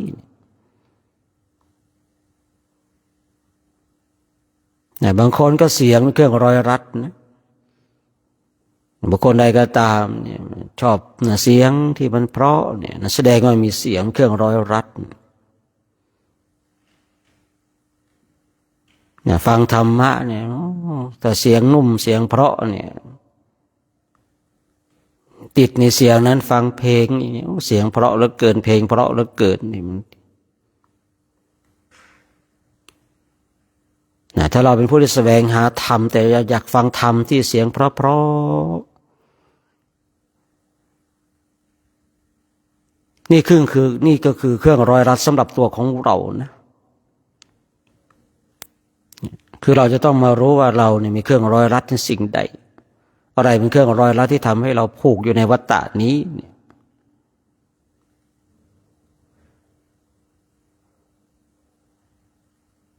่ยเครื่องร้อยรัดทั้งหลายมีทั้งภายนอกและภายในภายนอกก็ทรัพย์สินเงินทองลูกหลานทรัพย์สมบัติทั้งหลายเนี่ยอันนี้ก็เครื่องร้อยรัดสิ่งเหล่านี้ยังเป็นเครื่องร้อยที่มันถ้าพูดง่ายๆคือผูกเรามัดเราแบบหลวมๆแต่มันก็แก้ยากเหลือเกินเนี่ยเครื่องร้อยรัดในรูปในเสียงในกลิ่นในรสในโผฏฐัพพะนี่โอ้โหอันนี้สำคัญนักแหละ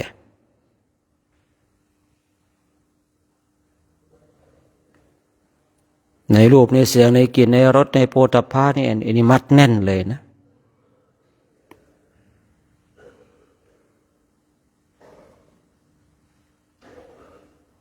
คือเราจะต้องรู้ด้วยตัวของเราเองเพราะว่ากิเลสจริตของคนเราบางทีก็แตกต่างกันออกไปบางคนเนี่ยไม่ได้สนใจในรูปแต่ชอบใจในเสียงเนี่ยหรือในส่วนหนึ่งส่วนใดก็ตามเนี่ย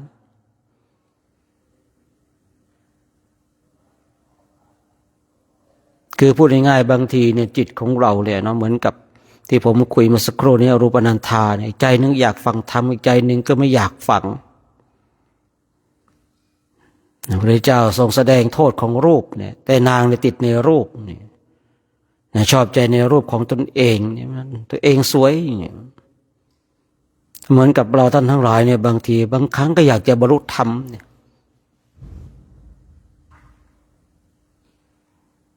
แต่เราก็กลัวการบรรลุธรรมนี่คือบางคนบางท่านเนี่ยอยากจะบรรลุธรรมแต่ก็กลัวการบรรลุธรรม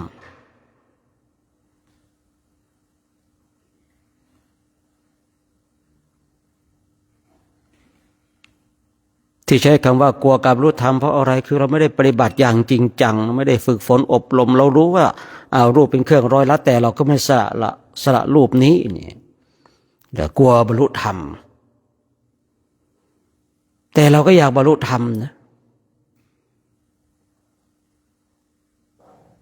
คือบางคนบางท่านอยากจะบรรลุธรรมแต่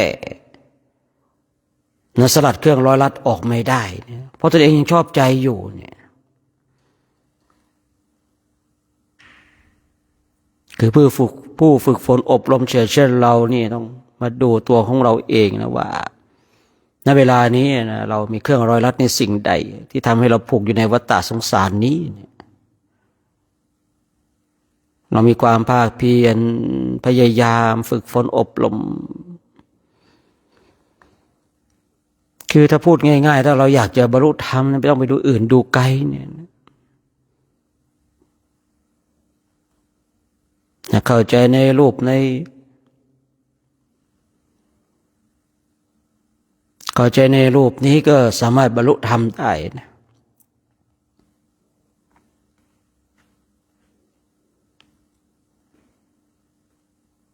ต้องเข้าใจอย่างชัดเจน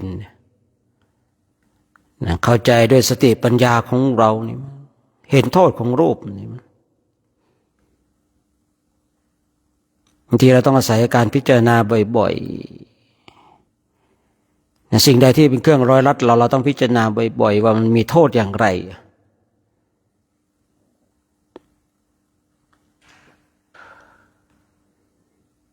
ผมเชื่อว่าผู้ฝึกจิตเชื่อเราย่อมรู้นะผมว่าเราเนี่ยมันติดในข้อใดเนี่ยที่เป็นเครื่องผูกให้เราอยู่ในวัฏฏะนี้เนี่ยทุกคนมีเครื่องผูกอย่างแน่นอนณเวลานี้แต่พระอริยเจ้านั้นไม่มีเครื่องผูกแล้วถึงแม้ว่าจะมีรูปเวทนาสัญญาสังขารวิญญาณก็ตามแต่ว่าสิ่งเหล่านี้ไม่ได้เป็นเครื่องผูกของพระอริยเจ้าพระอริยเจ้าวางลงแล้วสิ่งเหล่านี้แต่ส่วนปุถุชนคนธรรมดาทั้งหลายมีรูปเวทนาสัญญาสังขารแต่เข้าไปยึดเข้าไปถือเข้าไปร้อยรัดเข้าไปหมายมั่น ว่านี่เป็นของเราเพราะไอ้คำว่าเป็นของเรานี่แหละทำให้เราต้องมาทุกข์ทรมานรูปของเราเนี่ยลูกของเราสามีของเราภรรยาของเราสิ่งนั้นสิ่งนี้เป็นของเราเมื่อมีของเราเมื่อไรเมื่อนั้นก็มีความทุกข์เมื่อใดก็ตามที่มีของเราย่อมมีวัฏฏะย่อมมีการเกิดแก่เจ็บตายอยู่ร่ำไป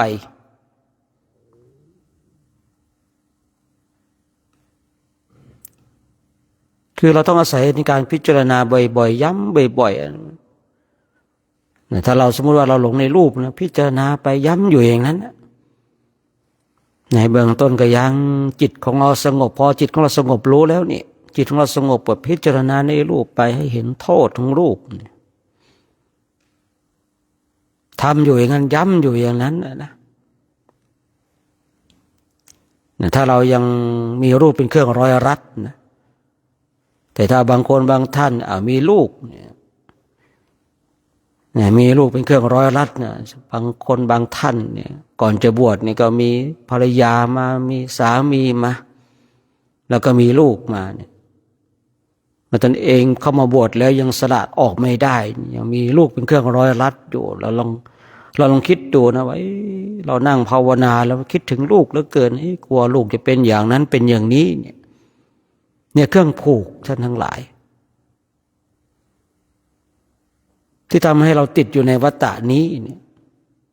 เราออกเฉพาะกายแต่ใจยังไม่ได้ออกจากโลกกายนี้ออกจากโลกแล้วเนี่ยกายนี้ออกจากเรือนแล้วแต่ใจยังอยู่ในเรือนอยู่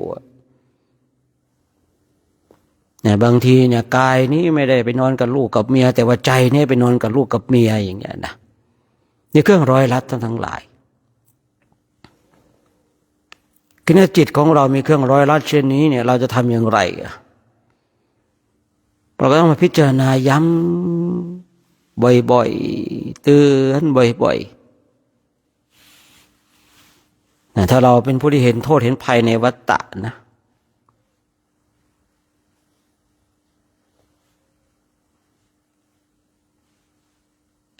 ที่ผมเคยคุยบ่อยๆเมื่อใดก็ตามที่เราเห็นโทษ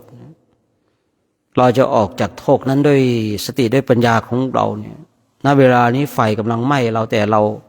ไม่ดับไฟนั้นด้วยตัวของเรารู้ว่าไฟเนี่ยมันร้อนแต่เราไม่ดับนะเนี่ยเครื่องร้อยรัดทั้งหลายที่ได้กล่าวไว้เนี่ยเปรียบเสมือนกับไฟที่มันกำลังไหม้ตัวของเราอยู่ณเวลานี้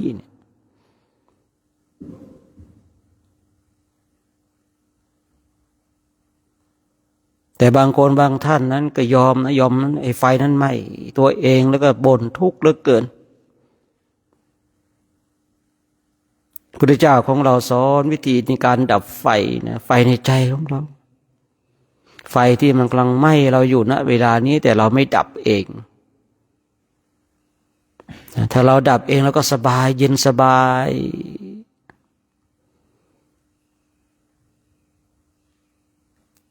ผมเองนี่เห็นคุณว่าที่สิ่งหนึ่งสิ่งใดที่เป็นเครื่องร้อยรัดเราพิจารณาย้ำบ่อยๆเตือนบ่อยๆในตัวของเราเองเนี่ยมันก็จะสลัดในสิ่งนั้นได้ท่านทั้งหลายแต่บางสิ่งบางอย่างเนี่ยเครื่องร้อยรัดบางอย่างมันก็นานเหลือเกินกว่าที่จะสลัดมันออกแต่เครื่องร้อยรัดบางอย่างเนี่ยมันก็พิจารณาอย่างลึกลงไปเนี่ยมันแป๊บเดียวมันก็วางลงมันได้มันก็สบายตรงจุดนี้ต้องดูว่าเครื่องร้อยรัดนั้นมันเป็นเช่นไร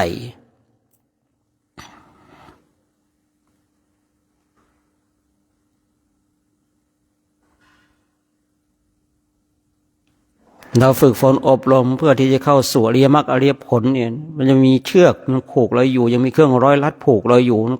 มันก็ไปไม่ได้ใช่หรือเปล่า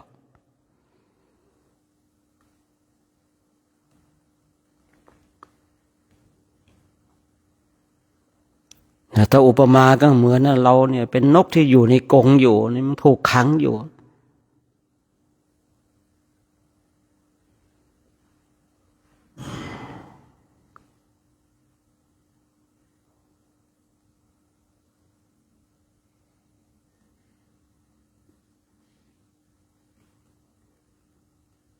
เราเห็นนกที่มันอยู่ในกรงเนี่ยถูกเขาขังอยู่บางทีมันก็อยากจะออกแต่มันก็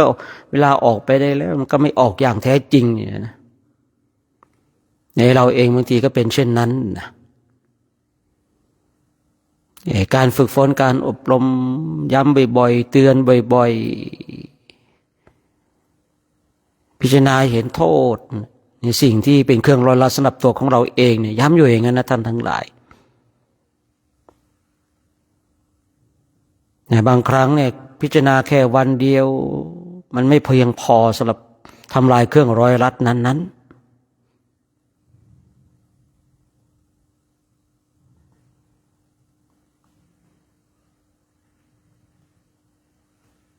แต่ถ้าเราย้ำบ่อยๆเตือนบ่อยๆจากวันเป็นเดือนจากเดือนเป็นปีมันจะไปไหนเนี่ย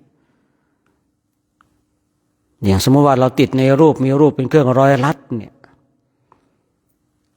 เราลงในรูปนี้ไม่รู้จะนานเท่าไหร่แล้วจะมาพิจารณาแค่วันเดียวให้สลัดเครื่องร้อยลัดตรงนี้ได้เนี่ยโอ้ยากเหลือเกินนะ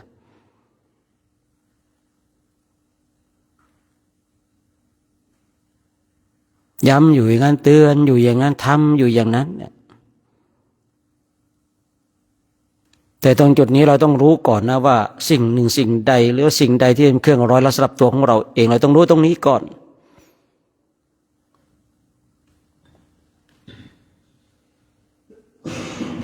นะก่อนที่เราจะทำลายเครื่องร้อยลัดเราต้องรู้ก่อนว่าอะไรคือเครื่องร้อยลัดสำหรับตัวของเราเอง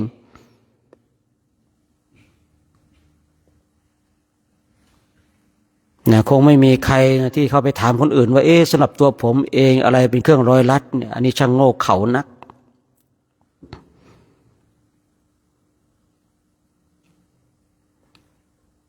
นะเราไปถามหาจากบุคคลอื่นว่าอะไรเป็นเครื่องร้อยลัดสำหรับตัวผมอย่างเงี้ยอันนี้ช่างโง่เขลานักคือเราจะต้องรู้นะเพราะสิ่งเหล่านี้ต้องรู้ด้วยตัวเองนะ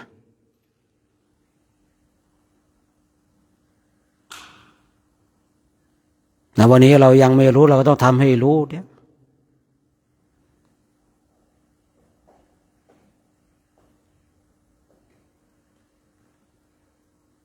รู้ได้เมื่อไรเราก็ทำลายได้เมื่อนนั้นในหลักของการฝึกฝนอบรมบ่มนิสัยของเราที่จริงที่กล่าวไว้มันก็ไม่มีอะไรมากนะวันนี้ผมเชื่อว่าที่เราไม่สามารถที่จะออกจากวัฏสงสารนี้ได้เพราะอะไรเราติดอยู่ในเครื่องร้อยลัดท่านทั้งหลาย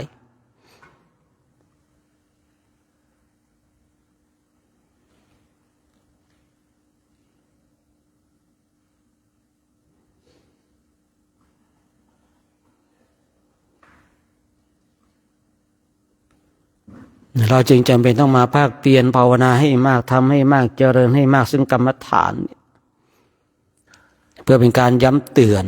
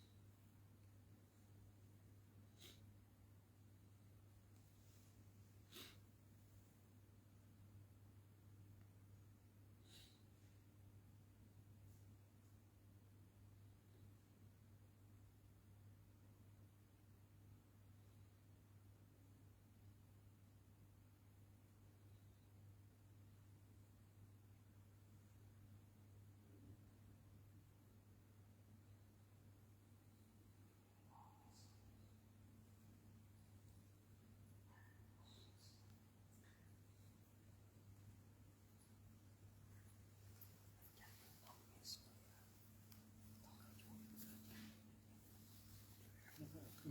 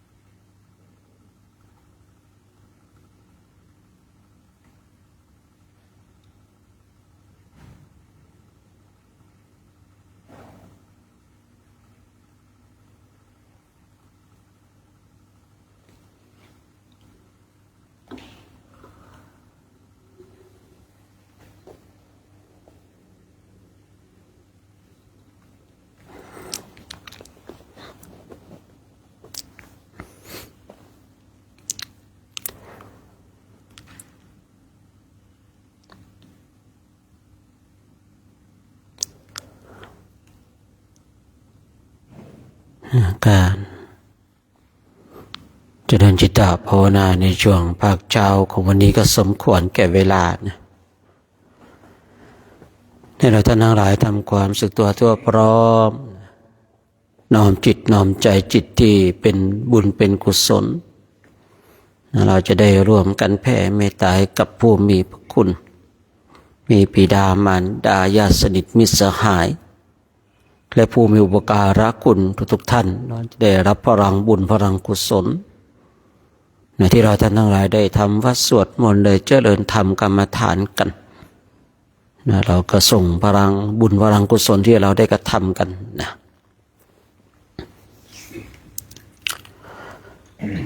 สัพเพสัตตาอาเวราโหนตุขอสัพพสัตว์ทั้งหลายทั้งปวงที่เป็นเพื่อนทุกข์เกิดแก่เจ็บตายด้วยกันทั้งหมดทั้งสิ้นจงเป็นสุขเถิดอย่าได้มีเวรต่อกันและกันเลยอาภยาปัจจาโหนตุจงเป็นสุขเถิดอย่าได้พยาบาทเบียดเบียนซึ่งกันและกันเลยอานิคาโหนตุจงเป็นสุขเถิดอย่าได้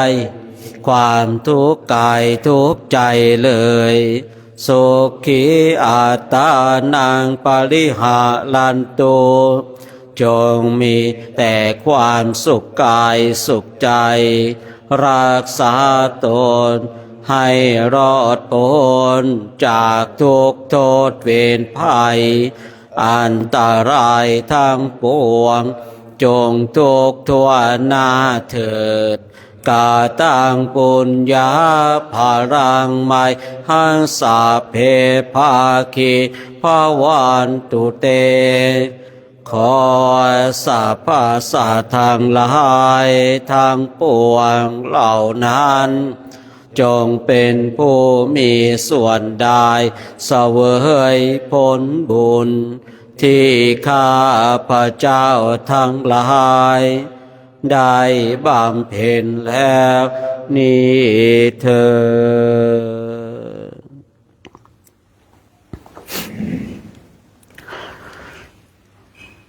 ดเช้านี้ก็ต้องขออนุโมทนาบุญกุศลกับเราท่านทั้งหลายกัน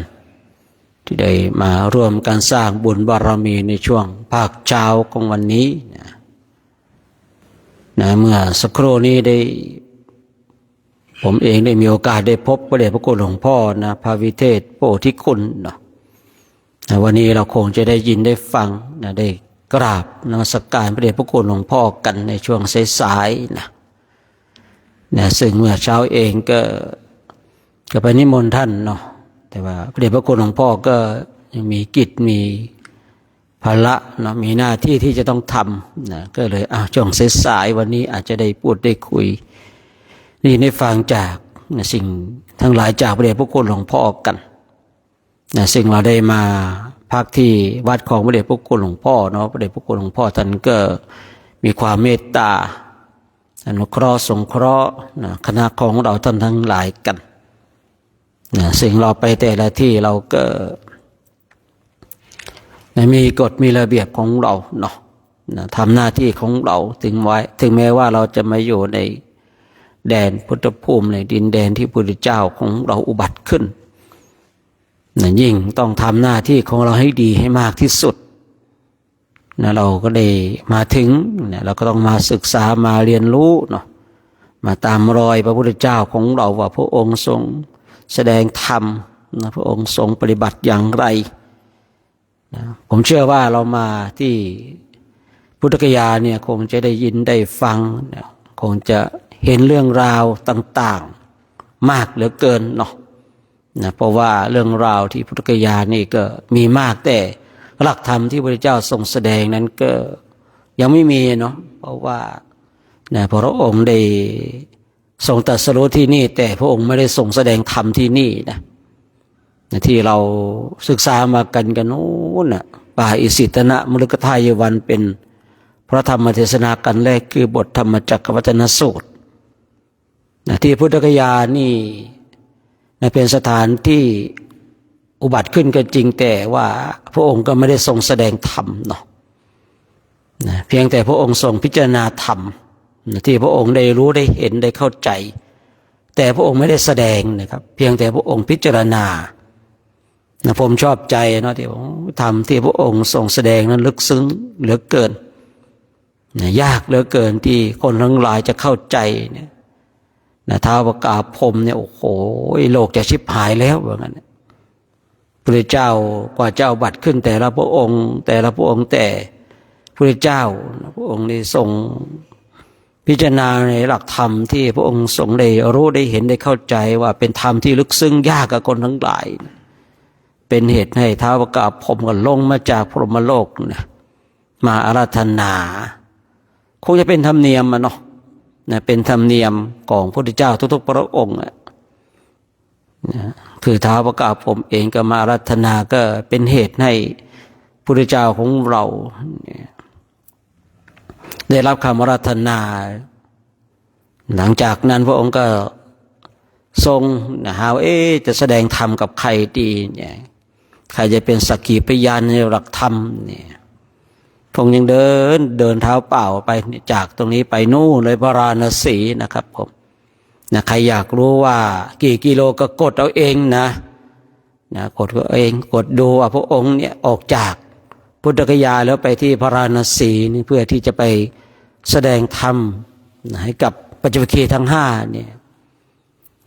คือหลังจากที่พระองค์เสด็จออกไปแล้วเนี่ยตอนที่ผมศึกษาดูไม่ปรากฏพระองค์กลับมาที่นี่อีกนะไม่ปรากฏว่าพระองค์กลับมาที่พุทธคยาอีกนะถึงแม้ว่าสถานที่นี้จะเป็นสถานที่ตรัสรู้นุตตรสัมมาสัมโพธิญาณแต่ว่าเมื่อพระองค์เสด็จออกจากตรงจุดนี้แล้วก็ไม่ปรากฏว่ากลับมาอีกนะหรืออาจจะกลับมาแต่ไม่มีในตำราก็อาจจะเป็นไปได้เนาะ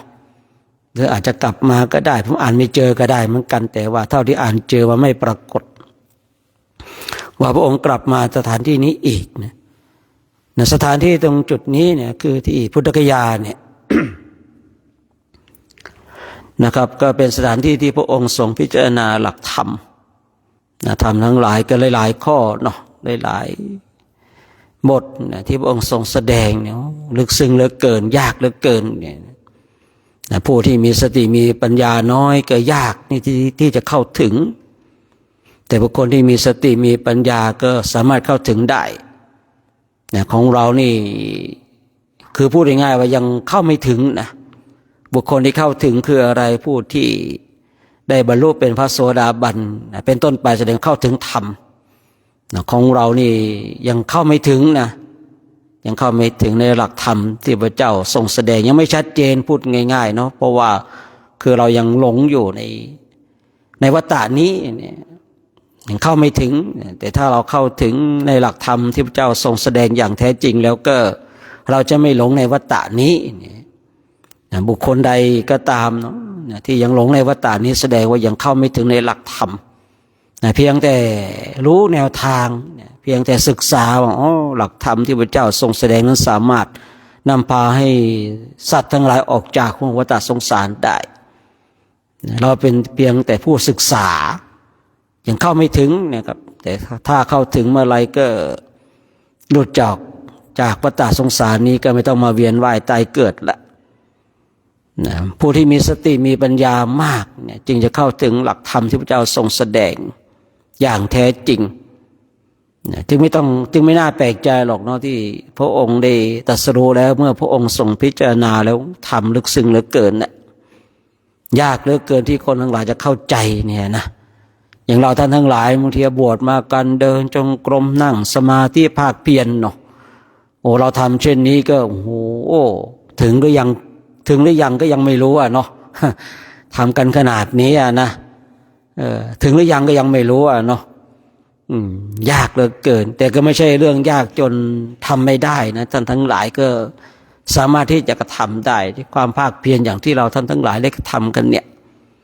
การเดินจงกรมมีการนั่งสมาธิศึกษาทางด้านปริยัตินำไปปฏิบัติทำอยู่อย่างเนี้ยนะไม่วันหนึ่งวันใดสติปัญญาของเราคงจะเต็มรอบเนาะ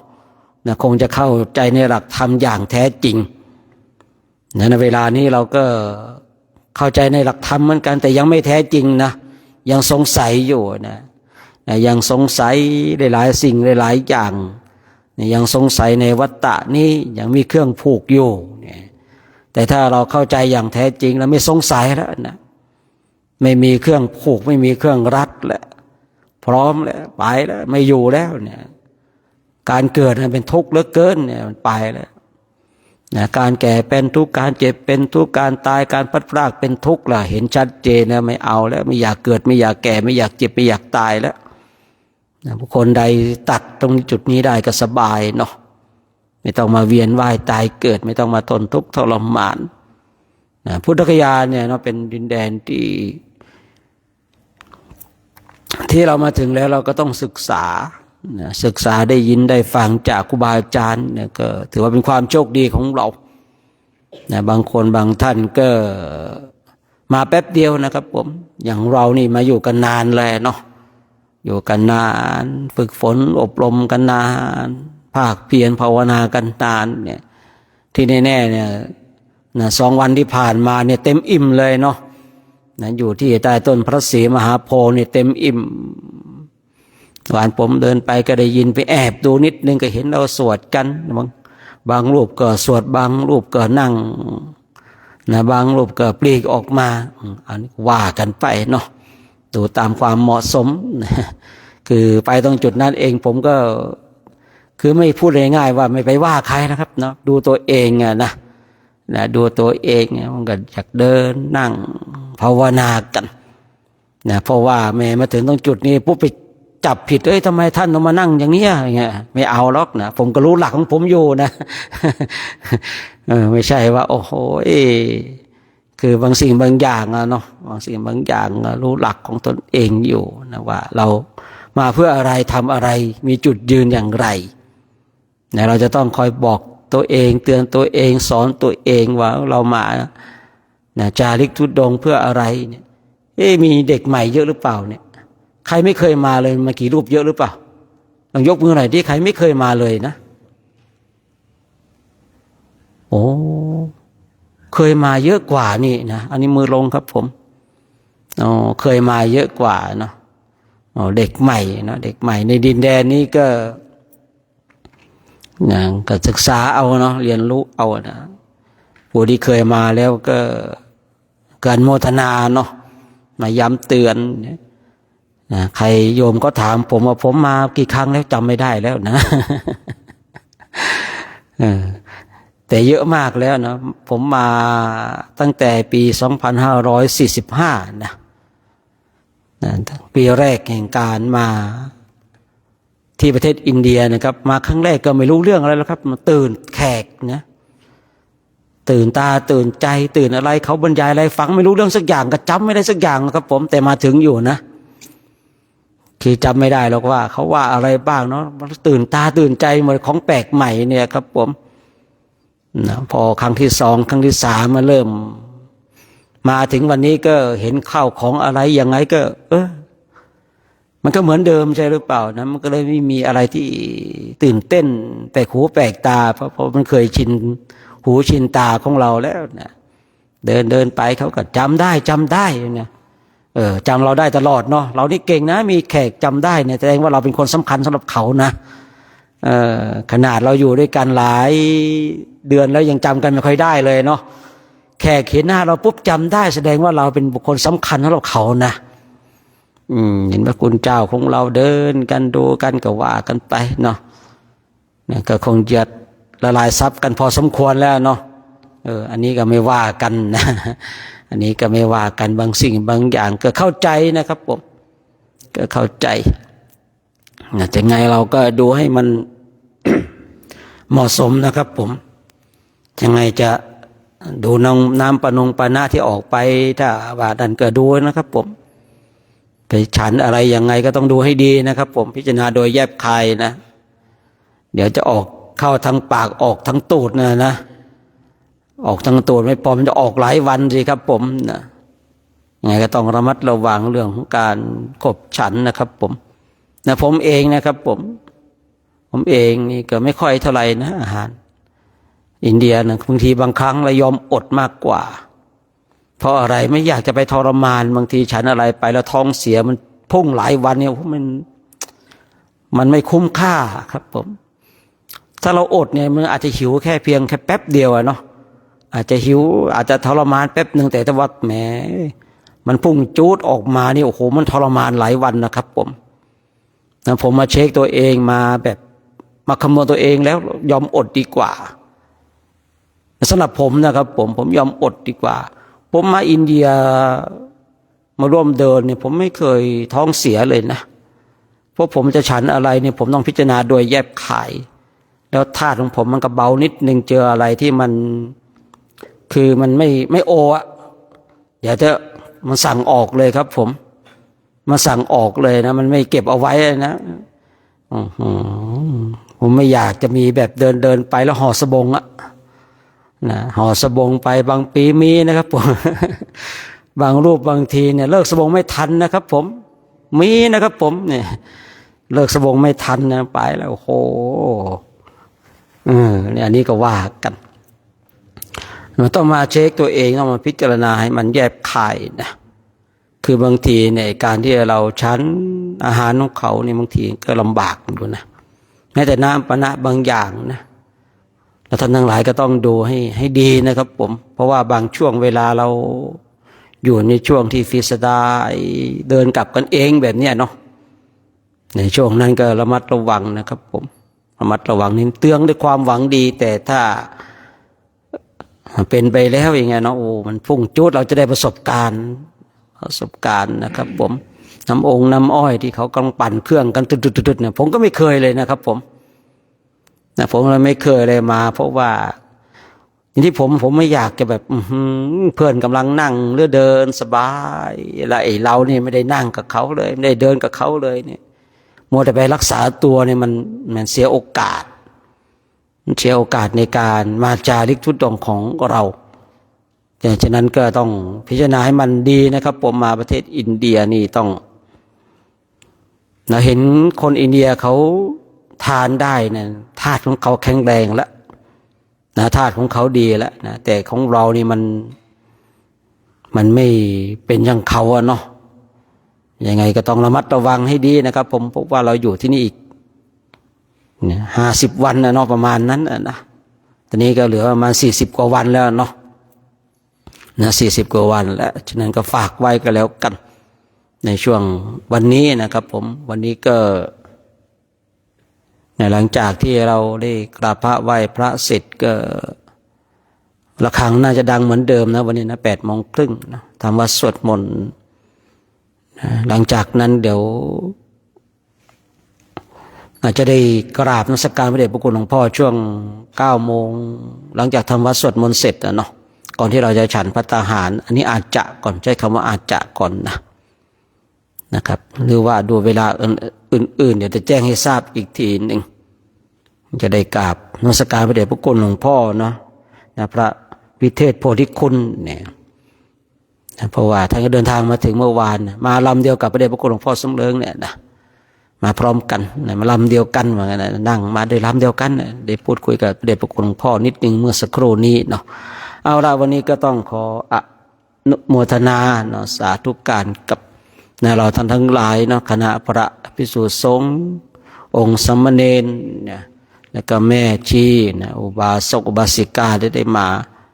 ร่วมกันนะสร้างบุญสร้างบารมีนะในช่วงเช้าของวันนี้แล้วก็คณะสัตยาญาติโยมที่ชมและสดอยู่ทางบ้านก็ต้องขออนุโมทนาสาธุการเนาะบุญใดกุศลใดที่เกิดขึ้นก็ขอให้บุญนั้นกุศลนั้นจงนำพาเราท่านทั้งหลายจงมีความสุขมีความสงบมีความร่มเย็นคิดสิ่งประการใดเป็นไปโดยชอบประกอบในธรรมแล้วก็ขอให้สิ่งนั้นจงสำเร็จด้วยเธอเดี๋ยวเราร่วมกันให้พรนิดนึงเนาะ สัพพโลกวินิโมโตสัพพสันตาปวาจิโตสัพพเวรมติกาตัวเนียปตัวจตุวันภาวะสัพพิติโยวิวาจันตุสัพพะโลโควินาศตุมาเตภวัตวันตารายโยสุขิธิคาโยโกภวังปิวาทนาสิริสานิจาโวทาปัจจายโนจตารโรธามาวาทาติอายุวันโนสุขังภาลังเจ้านี้มีใครจะถามอะไรไหมเกี่ยวกับการดำเนินการวางตัวมีกิจมีใครสงสัยอะไรยังไงก็ถามได้นะครับผมจะได้บอกเพราะว่าบางสิ่งบางอย่างเราจะทำได้ไหมไม่ได้ไม่ได้นะครับผมนะแต่ไงถ้าเราสงสัยอะไรยังไงก็ถามนะครับคือจะได้บอกกันนะครับเพราะว่าบางสิ่งบางอย่างเนาะว่าไงเกี่ยวสารพัดนึกครับครับผมสาธุครับไม่มีอะไรเดี๋ยวเราก็แม่ชีก็จะมาแล้วยังไม่เป็นแม่ชีเนาะว่าที่ก่อนตอนนี้นะวันนี้เป็นว่าที่แม่ชีก่อน ว่าไง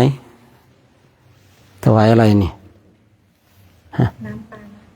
นะน้ำปานะสาธุสาธุนะโมทนาว่าที่แม่ชีนะ วันนี้คงจะได้เป็นแม่ชีแล้วนะเนี่ยเป็นแม่ชีแล้วอย่าไปเป็นชีเปลือยกันนะ เดี๋ยวเรากราบพระกันเนาะกำลังลุกมาอีกแล้วนะว่าที่แม่ชีลุกมาอีกนะ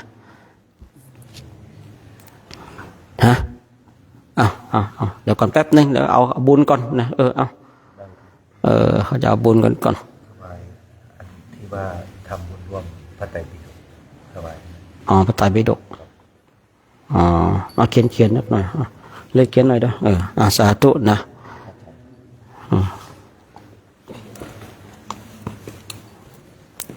สาธุ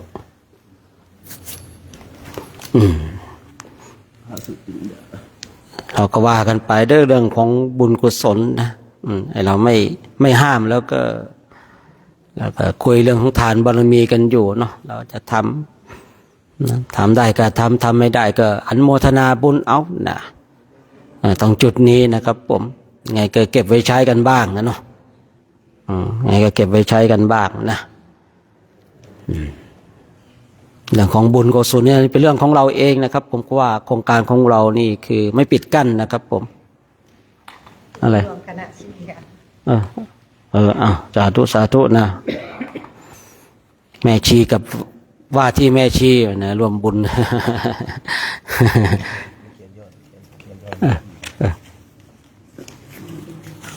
ว่าไงแม่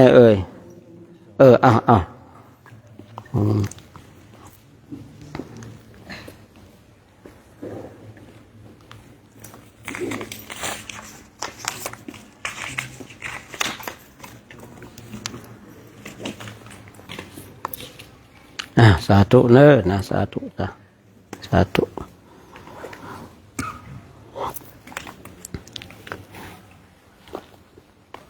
ครับเรื่องของบุญเรื่องของทานบารมีก็ว่ากันเองพิจารณากันเองเนาะเราคุยเรื่องทานกันมาเยอะเลยที่จริงอ่ะนะ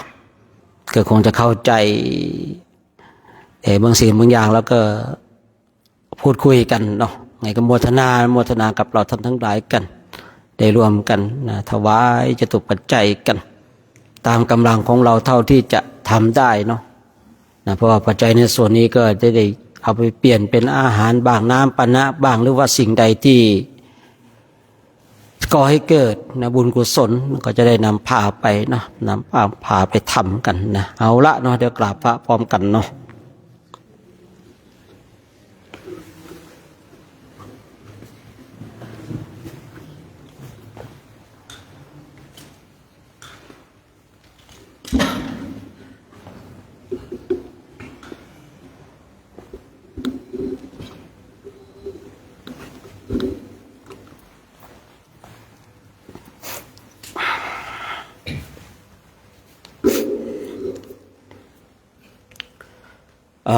ระหังสัมมาสัมพุทโธภะคะวะพุทธังภะคะวันตังอภิวาเทมิ สวากขาโตภะคะวะตาธัมโมธัมมังนัมมัสสามิสุปฏิปันโนภะคะวะโตสาวกสังโฆสังฆังนะมามิ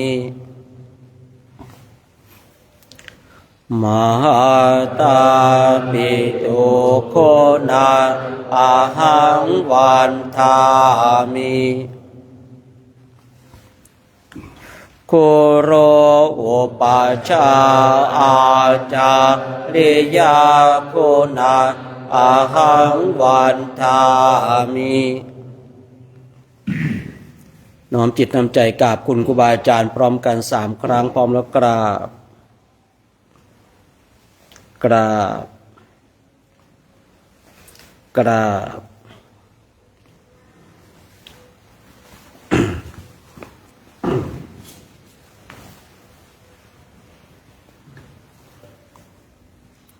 พระภิกษุสงฆ์